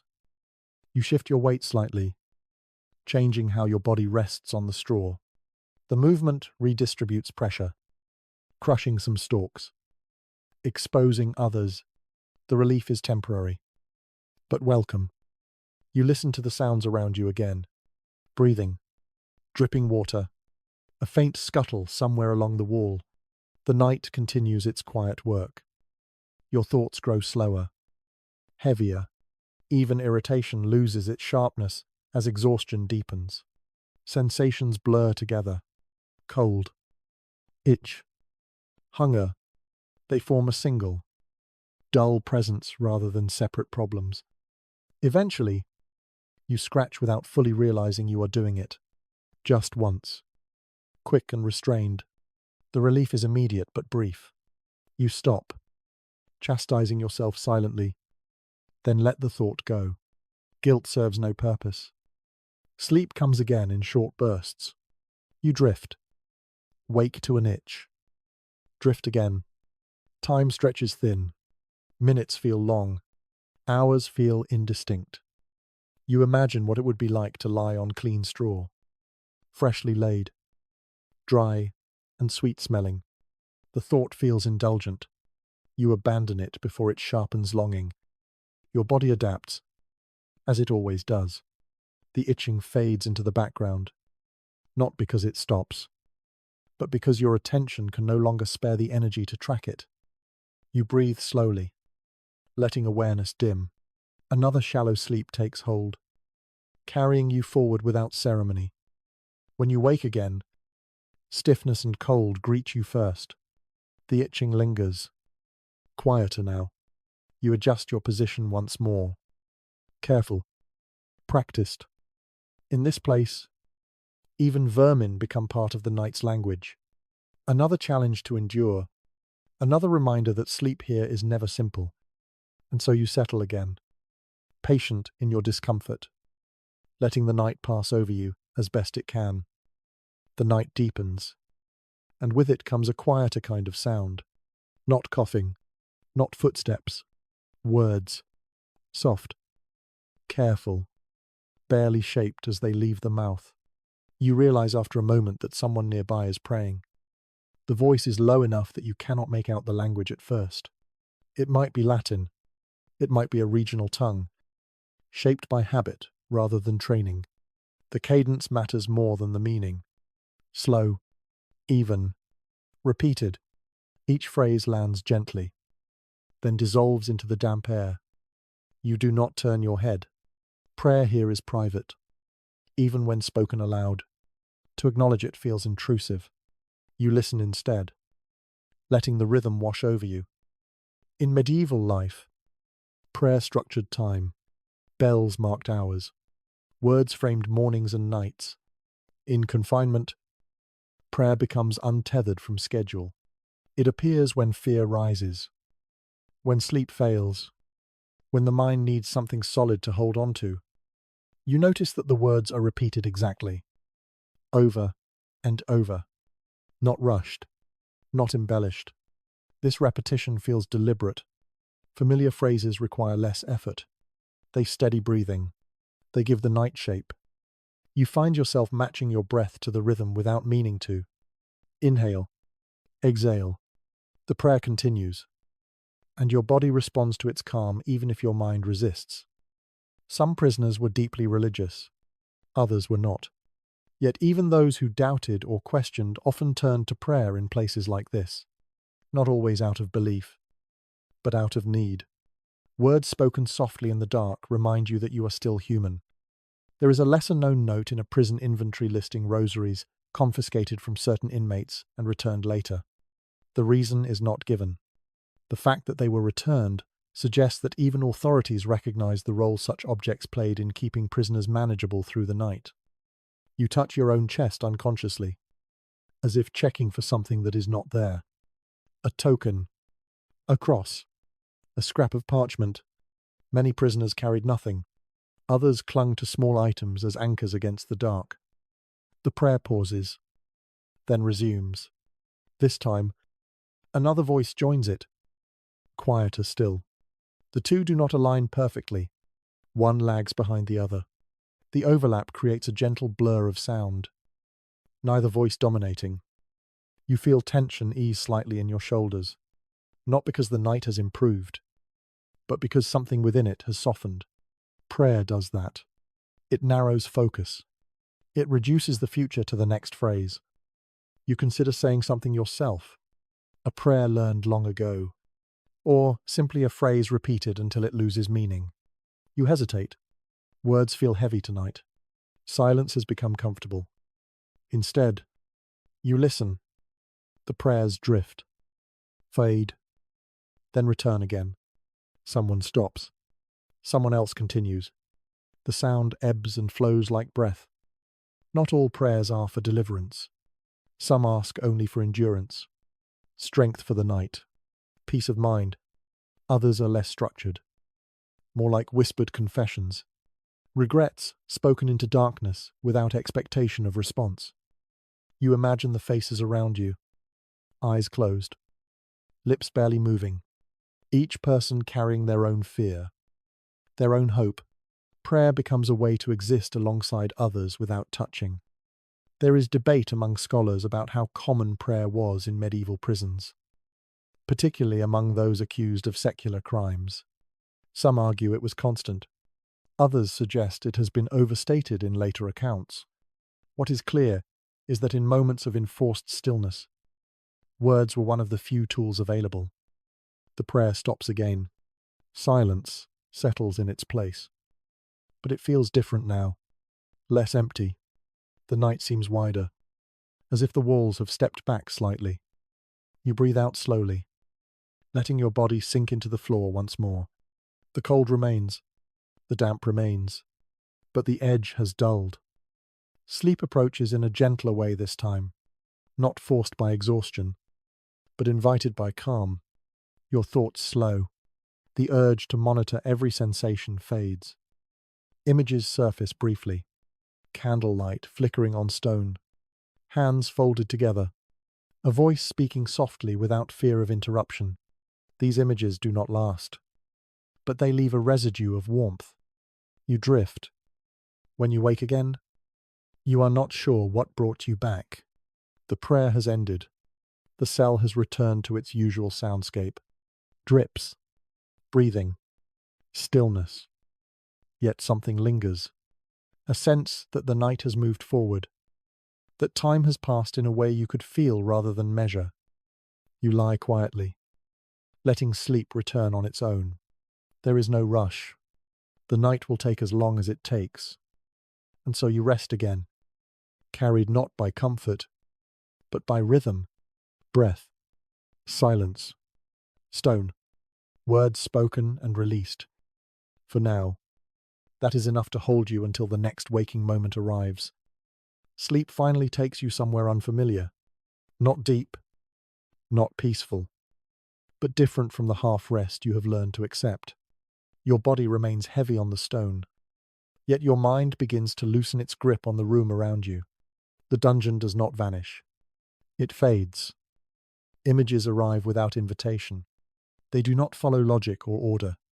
A stretch of road you once walked, a doorway you recognize but cannot place, a voice calling your name, though the sound carries no urgency. Dreams here are not escapes. They are rearrangements of what you already know.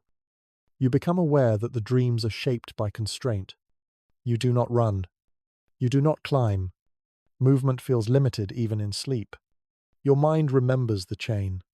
It remembers the walls. Freedom appears only in small gestures. Turning a corner, sitting by a fire, lying down without pain. You surface briefly, unsure whether you are awake or still dreaming. The cold answers that question quickly.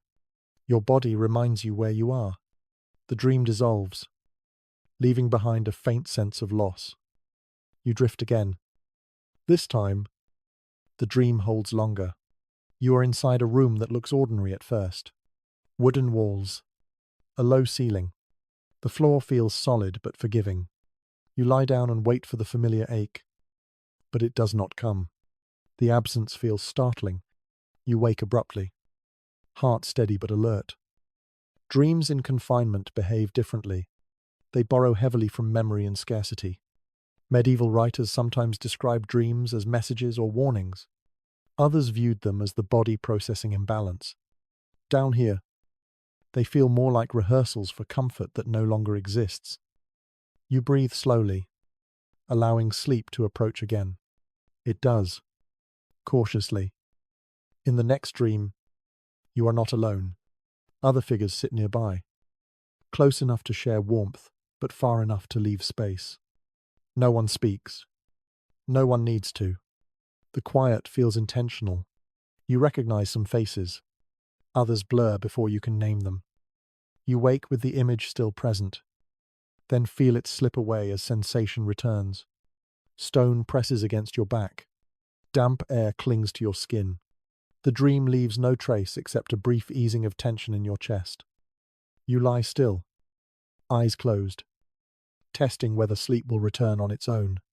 It does, though not immediately. Your body hesitates, as if checking conditions before committing. Dreams fragment again. This time, they arrive as sensations rather than scenes. Warmth without source. Light without direction. The feeling of being held in place without restraint. These impressions pass quickly, but they leave your muscles looser than before.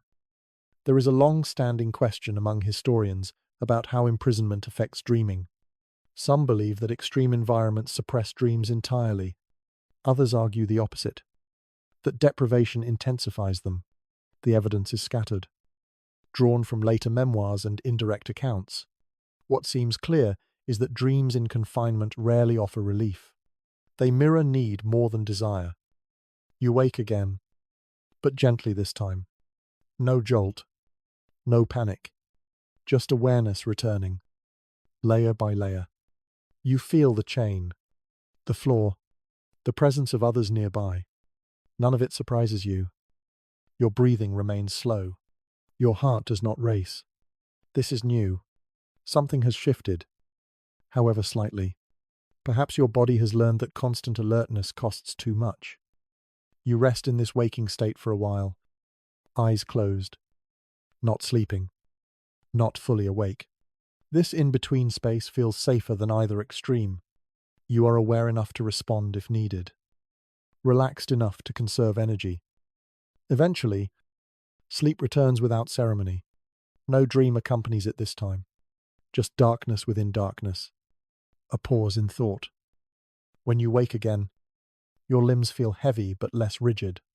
The stiffness is still there, but it has softened at the edges.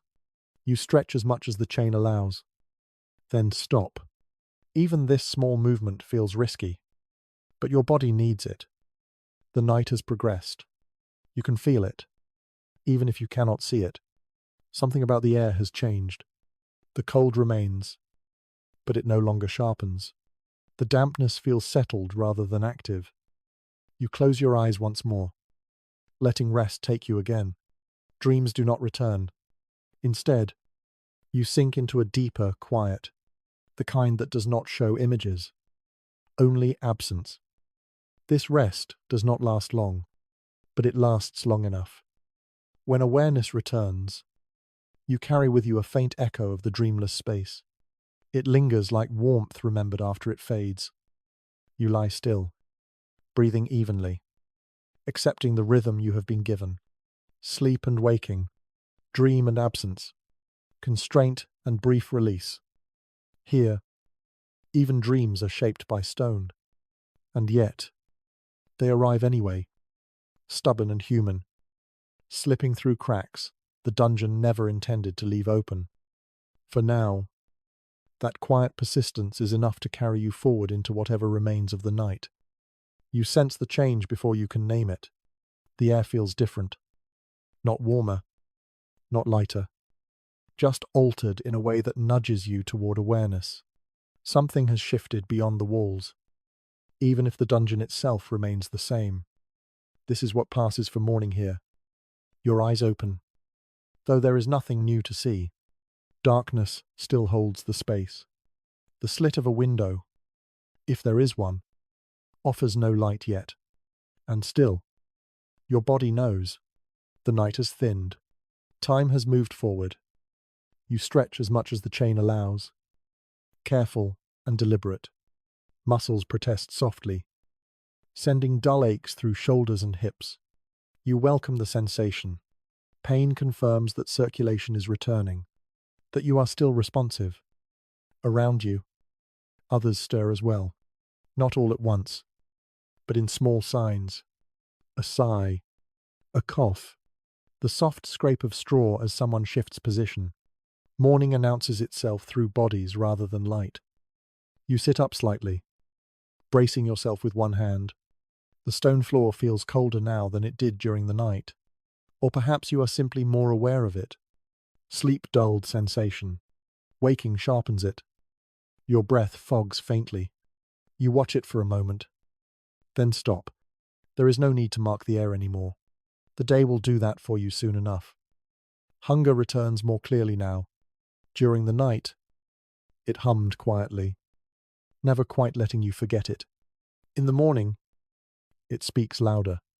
Your stomach tightens, then releases, as if testing whether food might arrive. Food usually comes after morning checks. That is the pattern. When there is one, bread, water, something thin and filling enough to keep you standing. You do not think about taste. Taste is not part of the calculation. You glance toward the door, though you cannot see it clearly. Habit pulls your attention there. Morning brings movement, keys, voices, the promise of interruption. The chain feels heavier now, not because it weighs more, but because you are awake enough to notice it fully. You adjust your ankle slightly, finding a position that reduces pressure. This small ritual has become familiar. You perform it without thought. Someone nearby mutters, then stops. Another sits up fully, joints cracking softly. The sound echoes faintly, then fades. The dungeon absorbs morning just as it absorbs night. There is a belief that mornings are hopeful by nature, that daylight brings relief. Down here, morning is simply another phase. It does not promise warmth or freedom. It promises routine. You listen for footsteps. They do not come immediately. Guards do not rush. They have their own rhythms, shaped by duty rather than compassion. You wait. While you wait, your mind drifts to the seasons above ground. Morning light creeping through shutters. Fires stirred back to life.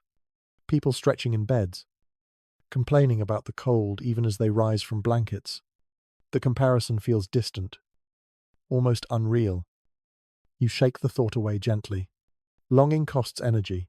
You conserve what you have. A sound reaches you at last. Keys, fainter than last night, but unmistakable. They move closer. Then pause. Voices murmur. Low and practical. You catch fragments of tone rather than words. The door opens. Light spills in. Pale and hesitant. It does not reach you fully, but it changes the quality of the dark. Shadows soften. Edges blur. You blink, eyes watering slightly. The light is not bright, but it is different enough to demand adjustment.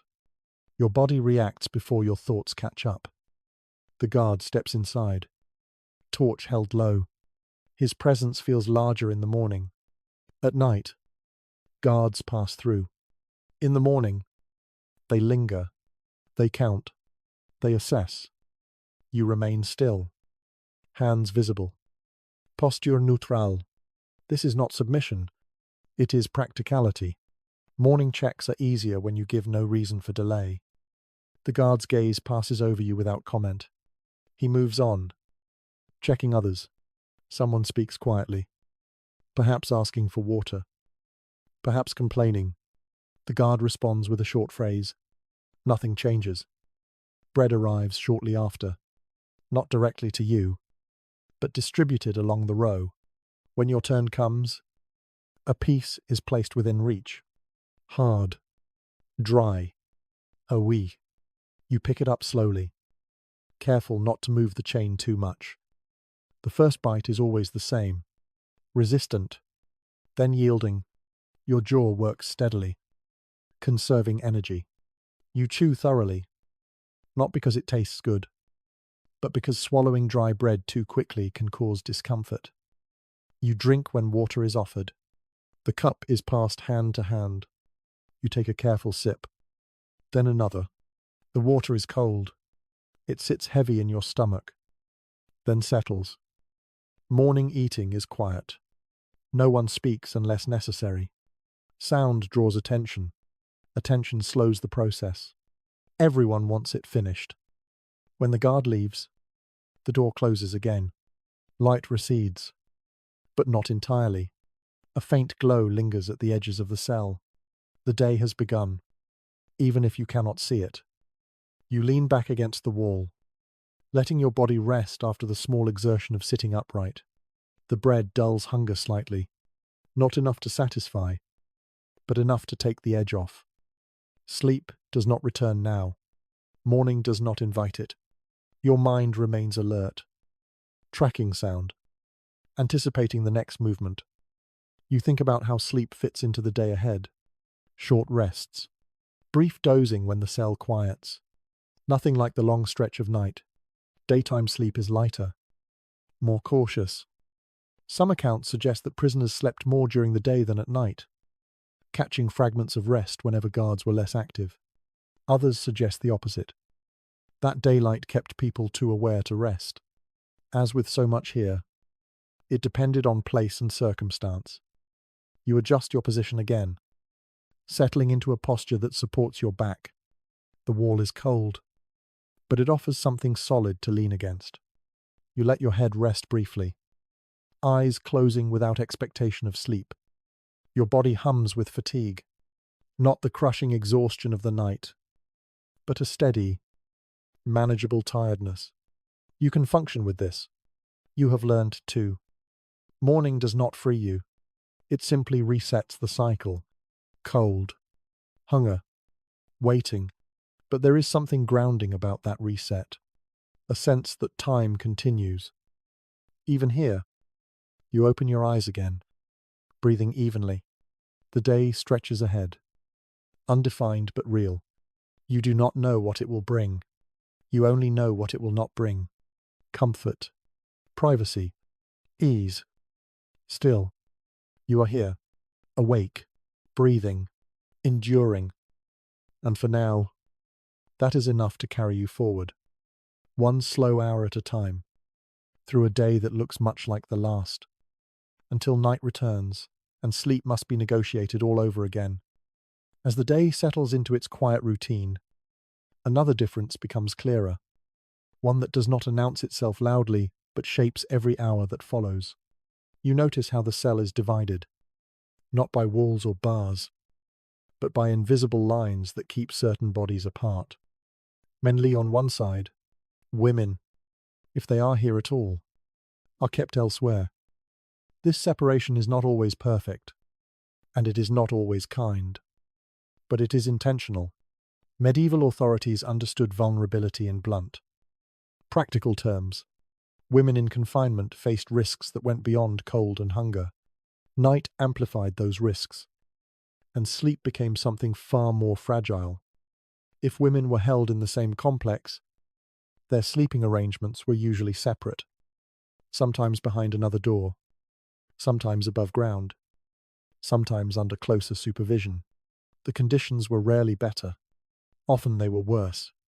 Smaller rooms, less straw, more isolation. You think about how silence would feel in such a space, not the shared breathing of a crowded cell, but the emptiness of sleeping alone with stone on all sides. Warmth would be harder to find. Sound would arrive distorted, harder to interpret. Every noise would feel closer. There are records that mention women being confined in towers, gatehouses, or side chambers rather than deep dungeons. The reasons given vary. Decency, order, protection. None of these guarantees comfort. They simply change the shape of the night. Men, too, were separated by category. Debtors from criminals, political prisoners from common thieves, clergy from lay people. These divisions affected sleeping spaces in subtle ways. Who you slept beside mattered. Who you were kept away from mattered more. You feel this awareness as you lie still, listening. The sounds around you are familiar now. Male voices, male breathing, male restlessness. The absence of other sounds tells its own story. Sleep responds to this separation. In shared male spaces, proximity provides warmth but also tension, competition for space, unspoken hierarchies, physical boundaries tested and reinforced each night. In women's cells, according to later accounts, sleep was shaped by vigilance, protecting personal space, guarding small belongings, remaining alert to movement. Rest came reluctantly. Some scholars argue that women in medieval prisons slept less, not only because of conditions, but because fear demanded wakefulness. Others suggest that exhaustion eventually overpowered vigilance. The truth likely varied with circumstance, age, and location. You consider how little choice anyone had in these arrangements. Sleep was not planned. It was managed, negotiated with environment and authority. Even among men, vulnerability existed. Younger prisoners, older ones, those weakened by illness.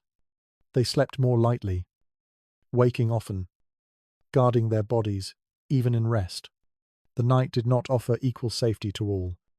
You shift slightly, feeling the familiar ache in your back. The movement reminds you of the bodies around you, of the shared space that defines this cell. Separation keeps certain dangers away, but it also removes certain comforts. Warmth, familiar voices, the reassurance of another presence. You imagine lying alone in a small stone room, wrapped in damp cloth, listening only to your own breath and the drip of water. The thought makes you draw your cloak closer instinctively. There is a quiet sadness in this realization. Not dramatic, not overwhelming, just present. Sleep, something so basic, becomes another measure of how exposed or protected you are. Some medieval legal texts suggest that separation was meant to preserve moral order, to prevent impropriety, to maintain social boundaries even in confinement. The texts say little about how this affected knights. They rarely consider rest as something worth protecting. You lean your head back against the wall, closing your eyes briefly. The stone is cold, but it is familiar now. Familiarity has its own comfort, however limited. Your breathing slows. Daytime sleep is possible, but it remains shallow.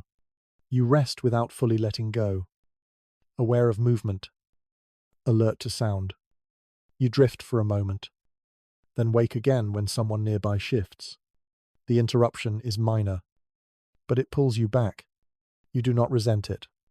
This is how rest works here. You think again of those kept apart, sleeping alone or under closer watch. Their nights shaped by isolation rather than crowding. Their days perhaps quieter, but no easier. The dungeon organizes bodies according to rules that do not bend for comfort. Gender, rank, accusation. Each determines where you lie, who you hear breathe beside you, how much warmth reaches you when the night returns. You settle into stillness once more, letting the thought fade. Comparison sharpens awareness but offers no relief. You focus instead on the simple act of breathing, on the weight of your body against the floor. Sleep will come later. When night returns, it will bring the same negotiations, the same calculations. Who lies close? Who is kept away? For now, you remain awake, conserving energy, letting the day pass in muted tones. Separation has shaped this place as surely as stone and iron. It defines not only where you sleep, but how safely you can surrender to rest. And as the hours move forward, you accept that sleep here is never just about exhaustion. It is about proximity, about protection, about the quiet ways the dungeon decides who can rest, and who must remain watchful, even in their dreams. By now, you have learned that the dungeon itself plays a role in how you sleep, not just the cold or the damp, but the shape of the space around you. Architecture becomes an invisible hand, guiding your body into certain positions and denying others. You notice the ceiling first. It is lower than you remembered, or perhaps you are simply more aware of it now. When you sit up too quickly, your shoulders brush stone. The air feels compressed, heavier near the top, as if warmth has nowhere to gather. In some places, dungeons were carved directly into bedrock. In others, they were built from thick masonry blocks. The difference matters. Solid rock holds cold differently than stacked stone. It releases it slowly, relentlessly, long after the outside world has begun to warm. You press your palm against the wall beside you. The surface is uneven, worn smooth in some places, rough in others.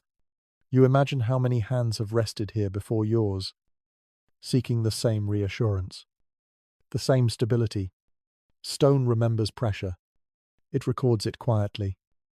The depth of the dungeon matters too. Cells closer to ground level sometimes catch a trace of warmth during the day. Those buried deeper do not. They remain insulated from change, locked into a narrow band of temperature that never favors the human body. You have noticed how sound behaves here. Voices echo briefly, then vanish. Footsteps travel unpredictably. Some directions carry sound farther than others. This unevenness keeps you alert, listening carefully for cues that may or may not matter. Sleep responds to this uncertainty. In spaces where sound lingers, you wake more often. In spaces where sound dies quickly, silence becomes oppressive. Either way, rest is shaped by the walls. There is an architectural detail mentioned in a castle inventory describing air shafts cut into certain cells. Their purpose was ventilation, not comfort. They prevented suffocation, not cold. Still, cells with airflow slept differently. Air movement carries sound, scent, and a sense of connection to the outside. You try to remember whether your cell has such a shaft. Perhaps there is a faint draft you have felt without naming, a slight movement of air near the floor or ceiling. If so, it explains why the cold feels sharper at certain hours. The shape of the floor matters too. Some are flat, others slope subtly toward a drain. Sleeping on a slope pulls your body out of alignment. You wake with sore hips, stiff neck, muscles strained from compensating all night. You adjust your position again, seeking balance. The chain limits you, but you find a compromise. This act feels familiar now, almost routine. Your body has learned the map of this space. Even in darkness, light, when it appears, behaves differently depending on design. Narrow slits cast sharp lines that move slowly across stone. Larger openings soften shadows but rarely reach the floor. You have learned to read these changes as signs of time passing. Some scholars suggest that medieval builders did not consider the human need for sleep when designing prisons. Others argue that they understood it well enough, but placed security above comfort. What is certain is that these spaces were not neutral. They influenced the body in lasting ways. You feel this influence in your shoulders, your back, the way your neck resists certain movements. Stone trains the body through repetition, night after night. It teaches you where you can rest and where you cannot. You close your eyes briefly, letting your head rest against the wall. The surface is cold but steady. It does not shift beneath you. There is a strange comfort in that reliability. Daylight fades outside. Though you cannot see it, you sense it instead through changes in sound. Fewer footsteps. Voices quieter. The dungeon prepares for night again. You know what that means? Another negotiation with sleep. Another long stretch of cold and waiting. But something has changed. Familiarity has reduced uncertainty. You know the space now. You understand its moods. This knowledge does not make sleep easy, but it makes it possible. You no longer fight the room. You move with it. As darkness settles fully, you draw your cloak closer and settle into the position you know best. The stone receives you without comment. Tonight, the dungeon will shape your sleep again, and you, in turn, will adapt once more, learning how to rest within walls that were never meant to care. By now, sleep has stopped feeling like something that simply happens. It has become a skill, not learned all at once, but built slowly, night by night, through small adjustments and quiet observations. You do not think of it this way at first. You just notice that you survive the nights a little better than you did before. You have learned how to place your body so that pain arrives more slowly, which side tolerates pressure longer, how much you can curl without cramping, where the chain allows slack, and where it punishes impatience. These details are etched into muscle memory. You have learned when to move and when not to. Shifting too often wastes energy and draws attention. Remaining perfectly still invites stiffness that hurts more later. Somewhere between the two lies a rhythm your body has discovered on its own. Breathing has become deliberate, slow, measured. You no longer gasp when the cold surprises you. You accept it. Breathe through it. Let your chest rise and fall in a controlled pattern that conserves warmth. This alone makes a difference. You have learned how to borrow warmth from others without demanding it. How to settle close enough to share heat without provoking tension. How to recognize when someone needs space. And when they are willing to trade comfort for survival. You have learned which sounds matter and which can be ignored.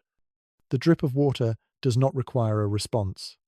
The rustle of straw usually does not either. Keys always do. Footsteps sometimes do. This discernment allows your mind to rest, even when your body cannot. You have learned that sleep does not arrive all at once here. It comes in pieces. 10 minutes. 20. A shallow hour, if you are fortunate. You take each fragment as it comes, without expectation of more. Expectation makes disappointment sharper. There is a quiet discipline in this acceptance. Not resignation. Exactly. More like adaptation. You are not giving up. You are learning how to last. Some later observers wrote that prisoners became strangely calm over time. This calm was not peace. It was efficiency. A mind that wastes less energy on panic has more left for endurance. You feel this calm now, as night returns. Your body recognizes the signals, the way sound shifts, the way the air feels heavier. You prepare without conscious thought, settling into the posture you know best. You pull your cloak into place, folding it just so. The damp fabric still chills, but you know how to arrange it to trap a thin layer of air. You tuck your hands where they lose heat more slowly. You angle your head to avoid the worst of the drafts. Around you, others do the same. You see it in their movements. Brief and economical. Everyone here has learned something about sleeping under constraint. No one speaks of it. There is no need. You close your eyes, not expecting sleep immediately. You let your thoughts slow first. You focus on breathing. In, out, steady. The cold presses in, but it does not surprise you anymore. Sleep edges closer, not as a gift, but as a negotiated pause. You allow it to take you when it is ready. You drift for a short while, then wake again when your leg aches or your shoulder goes numb. You adjust slightly, just enough. You settle again. This pattern repeats. Familiar now. What surprises you is how little anger you feel. Earlier nights were filled with frustration, with questions, with resistance. Now, there is less of that. Anger costs too much. You have learned to let it go. This does not mean you forget where you are. Awareness remains, but it is quieter, less sharp. Your mind has learned that constant vigilance is unsustainable. You rest again. Deeper, this time. Not deeply enough to dream, but deeply enough to let muscles slacken for a few precious minutes. When you wake, you feel the difference. Less tension, less ache. You take note of this, filing it away. This is progress. However small, there is a strange dignity in mastering something so basic under such conditions. No one will praise you for it. No record will note it. And yet, it matters. It keeps you alive. You breathe slowly, letting another fragment of rest arrive. The dungeon has not changed. The stone is the same. The cold is the same. But you are not exactly the same as you were. You have learned how to sleep here. Not comfortably, not well, but effectively. And in this place, effectiveness is everything. Stories about dungeons rarely sound like this. They tend to be louder, crueler, filled with devices and spectacles that grab attention. You have heard those stories before, even before you arrived here in your imagination. They cling to the idea that suffering must be dramatic to be real. Lying on stone night after night teaches you something different. The misery here is quiet, repetitive, almost boring in its consistency, and that is what makes it so effective. You think about the legends you once believed. Prisoners stretched on racks, iron shapes waiting in corners, screams echoing endlessly through corridors. Those things existed. Yes, but not in every place, not every night, and not for every prisoner. Most nights looked like this instead. Cold floors, damp air, bodies trying to rest in spaces never meant for rest. You realize that if someone were to describe this experience to you from the outside, it might sound almost manageable, unpleasant, certainly, but survivable. And that is the danger of distance. The slow grind of discomfort is hard to convey. Stone does not bruise all at once. It wears you down by degrees. There is a note in a later chronicle that complains not about cruelty, but about monotony. The writer describes imprisonment as endless sameness. Same walls, same nights, same aching sleep. That detail feels honest. Pain fades. Routine remains. You lie still, letting this thought settle. The dungeon does not need instruments to harm you. It relies on time. Popular imagination prefers sharp edges. It struggles with dull persistence. Yet the dullness is what reshapes you. It alters how you measure comfort, how you define rest, how you understand your own limits. You close your eyes and remember how sleep felt before this place, how it arrived without negotiation, how your body trusted the surface beneath it. That memory feels distant now, softened by nights like these. There is a subtle danger in romanticizing suffering. Some later writers turned prison endurance into proof of virtue or strength. They framed it as character building. From where you lie, that interpretation feels hollow. Endurance here is not noble. It is necessary. You shift your head slightly, feeling the familiar pull of muscle and chain. The movement is careful, practiced. You do not resent it anymore. Resentment has burned away, leaving only function. Sleep comes again, shallow and brief. When you wake, you do not startle. Your body no longer reacts with panic to its own return to awareness. That, too, is adaptation. You listen to the night. Fewer rats now. Slower drips. Breathing steady around you. The dungeon hums quietly. Content in its constancy. You think again about how stories will be told later. About how someone might imagine this place centuries from now. They may add torches, screams, and spectacle, because silence feels incomplete. But silence is the point. Silence forces you inward.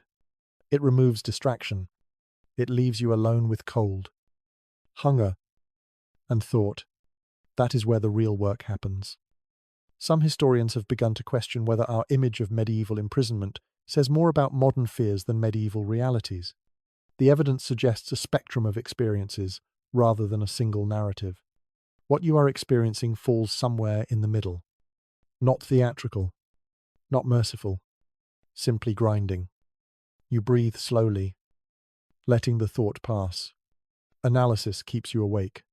You return to sensation, the weight of your body, the pressure of stone, the shared warmth at your back. Sleep approaches again, carried by fatigue rather than comfort. You accept it when it arrives. Dreams do not come this time. There is only darkness and a temporary absence of thought. When you wake, you feel as if no time has passed at all. This is another trick of the place. Nights blur together, without markers. Memory compresses. Days feel shorter. Weeks dissolve into impressions rather than sequences. You lie still, letting this understanding sink in. The dungeon erases sharp boundaries. Between night and day, between comfort and discomfort, between expectation and reality. And yet, you remain aware. You are still yourself, still breathing, still capable of rest, however compromised. That persistence is the quiet truth beneath the legends. And as the night continues, you rest again, not because you believe the stories have lied, but because you now understand what they left out. This night feels different, not because the dungeon has changed, but because you have. There is a weight in the air that has nothing to do with cold or damp. It settles in your chest and stays there, quiet but persistent. You sense that something is approaching, even if you do not know what shape it will take. Sleep comes more slowly tonight. Your body resists settling, as if it understands that rest might be interrupted. You lie still anyway, letting breathing steady, letting muscles soften where they can. The stone receives you as it always has. Somewhere beyond the walls, decisions are being made. You cannot hear them. You cannot influence them. But you feel their presence. Like distant weather, this is what uncertainty does. It sharpens awareness without offering clarity. You think about the last nights you have spent here, how sleep arrived in fragments, how your body learned to work around discomfort, how endurance replaced expectation. Those lessons do not leave you now. They sit quietly, ready. When sleep finally comes, it is lighter than usual. Your mind remains close to the surface. Dreams flicker but do not hold. Images appear and vanish before they can form meaning. You wake often, unsure what pulled you back. Each time, you listen. The dungeon remains unchanged. Drips, breathing, stone. No keys yet. No voices. The waiting becomes its own presence. It presses against your thoughts, making it difficult to drift far. You find yourself rehearsing possibilities without meaning to. Release, transfer, questioning. None of these images feel solid. They dissolve as soon as you examine them. There is a detail in some judicial records that mentions prisoners being informed of decisions only at dawn. Not the night before. Not gradually. Just told. The waiting until then carried its own strain. Whether this was intentional or simply convenient is unclear. You lie still, letting the idea pass. Anticipation costs energy. You have learned to conserve. Your breathing slows again. You close your eyes, not expecting sleep, but allowing it if it comes. This small permission makes a difference. Tension eases slightly. Dreams return, but they are restless. Doors open and close without revealing what lies beyond. Voices call, then stop. You wake with your heart steady, but your mind alert. The night feels longer than usual. Perhaps it is. Perhaps it only feels that way because of what you sense ahead. Time behaves strangely when the future intrudes on the present. You shift your head. Careful. Practiced. The chain responds softly, then stills. You settle again, aware of how familiar this motion has become. It feels strange to realize that you know this place so well. You listen to others around you. Their breathing sounds different tonight. Lighter. Interrupted. You are not the only one sensing change. Bodies respond before words do. There is no announcement. No signal. The dungeon offers no warning. It never has. Eventually, exhaustion wins again. Sleep takes you in short stretches. Each one shallow. Each one easily broken. You take them anyway. Rest, even flawed, is still rest. When you wake again, you feel the cold more sharply. Sensation returns quickly, as if your body refuses to fully relax. You sit with it, breathing, waiting. The hours pass without event. Night begins to thin. You sense the approach of morning in the same subtle way you have learned to recognize. The air shifts. The silence changes texture. You realize then that this may be your last night here, or it may not. The uncertainty remains complete. That is its power. You do not cling to either possibility. Hope and fear are too closely linked. You choose instead to remain present, focused on what is immediate. Your body settles into stillness one final time. Whether this is the last or simply another, you treat it the same. Calm, efficient, quiet. Sleep comes once more, brief but real. You drift without dreams, without thought. When awareness returns, it feels heavier, more deliberate. Morning is near now. You can feel it. Whatever it brings will arrive soon enough. For now, you lie still, breathing evenly, letting the last stretch of night pass over you. You have learned how to do this. Whatever happens next, this skill will remain with you. When the door opens this time, It does not feel like the others. The sound is the same. The hinges complain softly. The keys turn with practiced ease. And yet, your body reacts before your thoughts do. Muscles tighten. Breathing shifts. Something about the moment carries weight. Torchlight enters again. But it lingers longer. The beam does not simply pass over faces and straw. It pauses. It settles. You keep your eyes low. Posture neutral. Waiting. Names are spoken quietly. Not shouted. Not announced. Just spoken. One after another. With the flat tone of routine. You hear yours. Or perhaps you hear the space where it should be. The uncertainty sharpens. Then steadies. You are told to move. Or perhaps you are told to wait. The instruction itself matters less than the fact that it has arrived. After so many nights of stillness, motion feels strange. You rise carefully. Joints protest. Blood rushes back into your legs in sharp waves. You steady yourself against the wall, feeling the familiar stone beneath your palm. The chain is unlocked, metal clicking softly as it falls slack. The sound feels louder than it should. Final. Standing changes everything. The room feels smaller, the ceiling closer, the cold sharper against parts of your body that have been pressed against others for warmth. You pull your cloak tighter. Instinctively, others move as well. Some are led away. Some remain. The pattern is not clear. It does not need to be. Decisions have already been made. You take a final look at the floor where you have spent so many nights. Straw flattened by your weight. Marks where others lay. The place looks no different than it did before. And that feels unsettling. The dungeon does not record departure. It simply waits. You are guided down a corridor. Footsteps echoing softly. The air changes as you move. Less damp. Slightly fresher. Or perhaps your senses are simply responding to change. As you walk, your body remembers the nights behind you. The way you learn to breathe, to rest, to endure. Those lessons sit quietly within you, not demanding attention, but ready. Some prisoners left dungeons only to find that sleep never returned to its old form.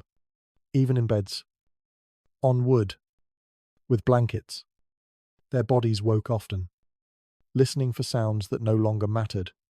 Memory lingered in muscle and nerve. You do not know whether that will be true for you. It feels too early to imagine the future. You focus on the present, the feel of stone beneath your feet, the rhythm of steps, the sound of keys moving away. There is a brief pause at another door, a final check, a moment where anything could still change. Then the door opens, and you are moved onward. Light appears ahead, faint but unmistakable, not torchlight, daylight, filtered and weak, but real. Your eyes adjust slowly. You blink, breath catching without your permission. You are not free yet. You understand that. But something has shifted. The night cycle has been broken. As you step into this new space, your body carries the imprint of the dungeon with it. Cold still lingers in your bones. Hunger still hums quietly. Fatigue wraps around you like an extra layer of cloth. You pause, allowed a moment to stand, to exist without lying down, without negotiating stone. You realize then how deeply the nights shaped you. Sleep there was not rest. It was training, preparation. It taught you how little you needed to endure, and how carefully you had learned to listen to your own body. Whatever comes next will carry its own challenges. But the dungeon nights have already done their work. You breathe in slowly, letting the new air fill your lungs. It feels different, not warm, not kind, just different. Behind you, the dungeon remains, silent, unchanged, ready for the next body to learn its lessons. You do not look back again. You find yourself back in a space that should feel safer, yet your body does not fully believe it. The air is less damp, the stone less close. And still, you carry the dungeon inside you. It sits in your shoulders, in the way you hold your breath without noticing, in the way you listen for keys, even when there are none. You are told to sit, or you choose to sit, and the surface beneath you feels strange. It gives slightly. It is not rock. That small softness should be comforting. Instead, it feels unfamiliar, like stepping onto ground after weeks on a boat. Your body keeps expecting the hard truth of stone. You rest your hands in your lap and notice how slowly they uncurl. Fingers that spent nights clenched for warmth now hesitate to relax. Your joints ache in quiet places you did not know existed. You shift and feel the stiffness respond. Not sharply, but persistently. Sleep does not return immediately, even though exhaustion presses down. That is another lingering effect. Your mind has learned that rest is always interrupted. It waits for disruption. It stays close to the surface, ready to wake. You blink and notice the light again. Not bright, but real. It changes the way you perceive time. Shadows move. Air shifts. Even if you do not know the hour, you can sense that it exists. You think of the nights you spent in the dungeon and realize how the darkness there was different. It was not simply the absence of light. It was the absence of markers. Light here brings structure. It makes you feel less lost. You breathe slowly, testing the calm. Your chest rises without resistance. The scratch in your throat has softened. Your body, given even a small improvement in air and space, begins to respond. It is cautious, but it responds. You remember the sounds that filled your nights. Dripping water, soft coughs, rats moving along walls, the murmur of prayers, the sudden brightness of torches, the jingle of keys. Those sounds still echo faintly in your imagination, as if your mind is replaying them to make sure you do not forget. Some people who leave confinement describe the first quiet night afterward as the hardest. Without the usual noises, the brain invents them. It listens for what is not there. It wakes you at the slightest shift in air. You can feel that possibility hovering, even now, in a place where you might actually sleep. Your body remains braced. You close your eyes anyway. At first, nothing happens. Thoughts continue to move. Slow and heavy. You picture the stone floor, the flattened straw, the chain slackening as it was unlocked, the corridor leading upward. Your mind rehearses these scenes without urgency, as if placing them into storage. You inhale deeply and exhale slowly, letting the breath act like a signal. The danger has lessened.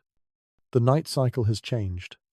You are allowed, finally, to drift. Your muscles begin to soften, not all at once, but in small releases. The jaw unclenches. The shoulders drop a fraction. Your hands rest more heavily. You feel the urge to curl inward. The posture your body adopted for warmth, you let it happen, then adjust slightly, reminding yourself that you have space now. You can lie differently. You can move. You can turn without iron correcting you. The realization is gentle, but powerful. Choice returns in tiny ways first. Sleep approaches again, and this time it feels closer to what you remember. Still cautious, still light, but more continuous. You slip into it not like falling, but like sinking into warm water. The first dream is quiet. You are not running, not trapped. You are simply lying in a room where the air does not press against you. There is no drip, no chain, no sudden torchlight. The dream holds for a little while, then fades. When you surface, you do not feel the sharp panic of waking in a dungeon. You feel disoriented. Yes, but softer. You take a moment to listen. Silence. Not the heavy silence of stone, but a calm quiet. The kind that allows the mind to rest instead of react. You breathe and realize you do not have to count drips or footsteps. You can simply exist. Now the wind down begins, and you let the pacing slow. You let the words soften. You let your imagination step away from the dungeon and into a gentler place. You picture yourself lying beneath a simple blanket, the kind that does not itch, the kind that holds warmth without trapping dampness. You feel the weight of it settle over your shoulders and chest, steady and reassuring. The air is cool but clean, and each breath feels easy, like the body is finally allowed to do its quiet work without interference. You hear a fire somewhere far away, not close enough to heat the room, just close enough to suggest safety. It crackles softly, a sound that does not demand attention, only offers it. You let that sound fade in and out, like waves against a shore, predictable and calm. Your hands rest at your sides. Your fingers are loose now. Your jaw is relaxed. The tension that once held you alert through every moment of the night dissolves into the surface beneath you, leaving you lighter. And as you breathe, slow and steady, you let the last image of stone and darkness blur, soften, and drift away until it becomes nothing more than a distant memory, quiet and powerless, floating far behind you. You are warm enough. You are safe enough. You can rest. Sweet dreams.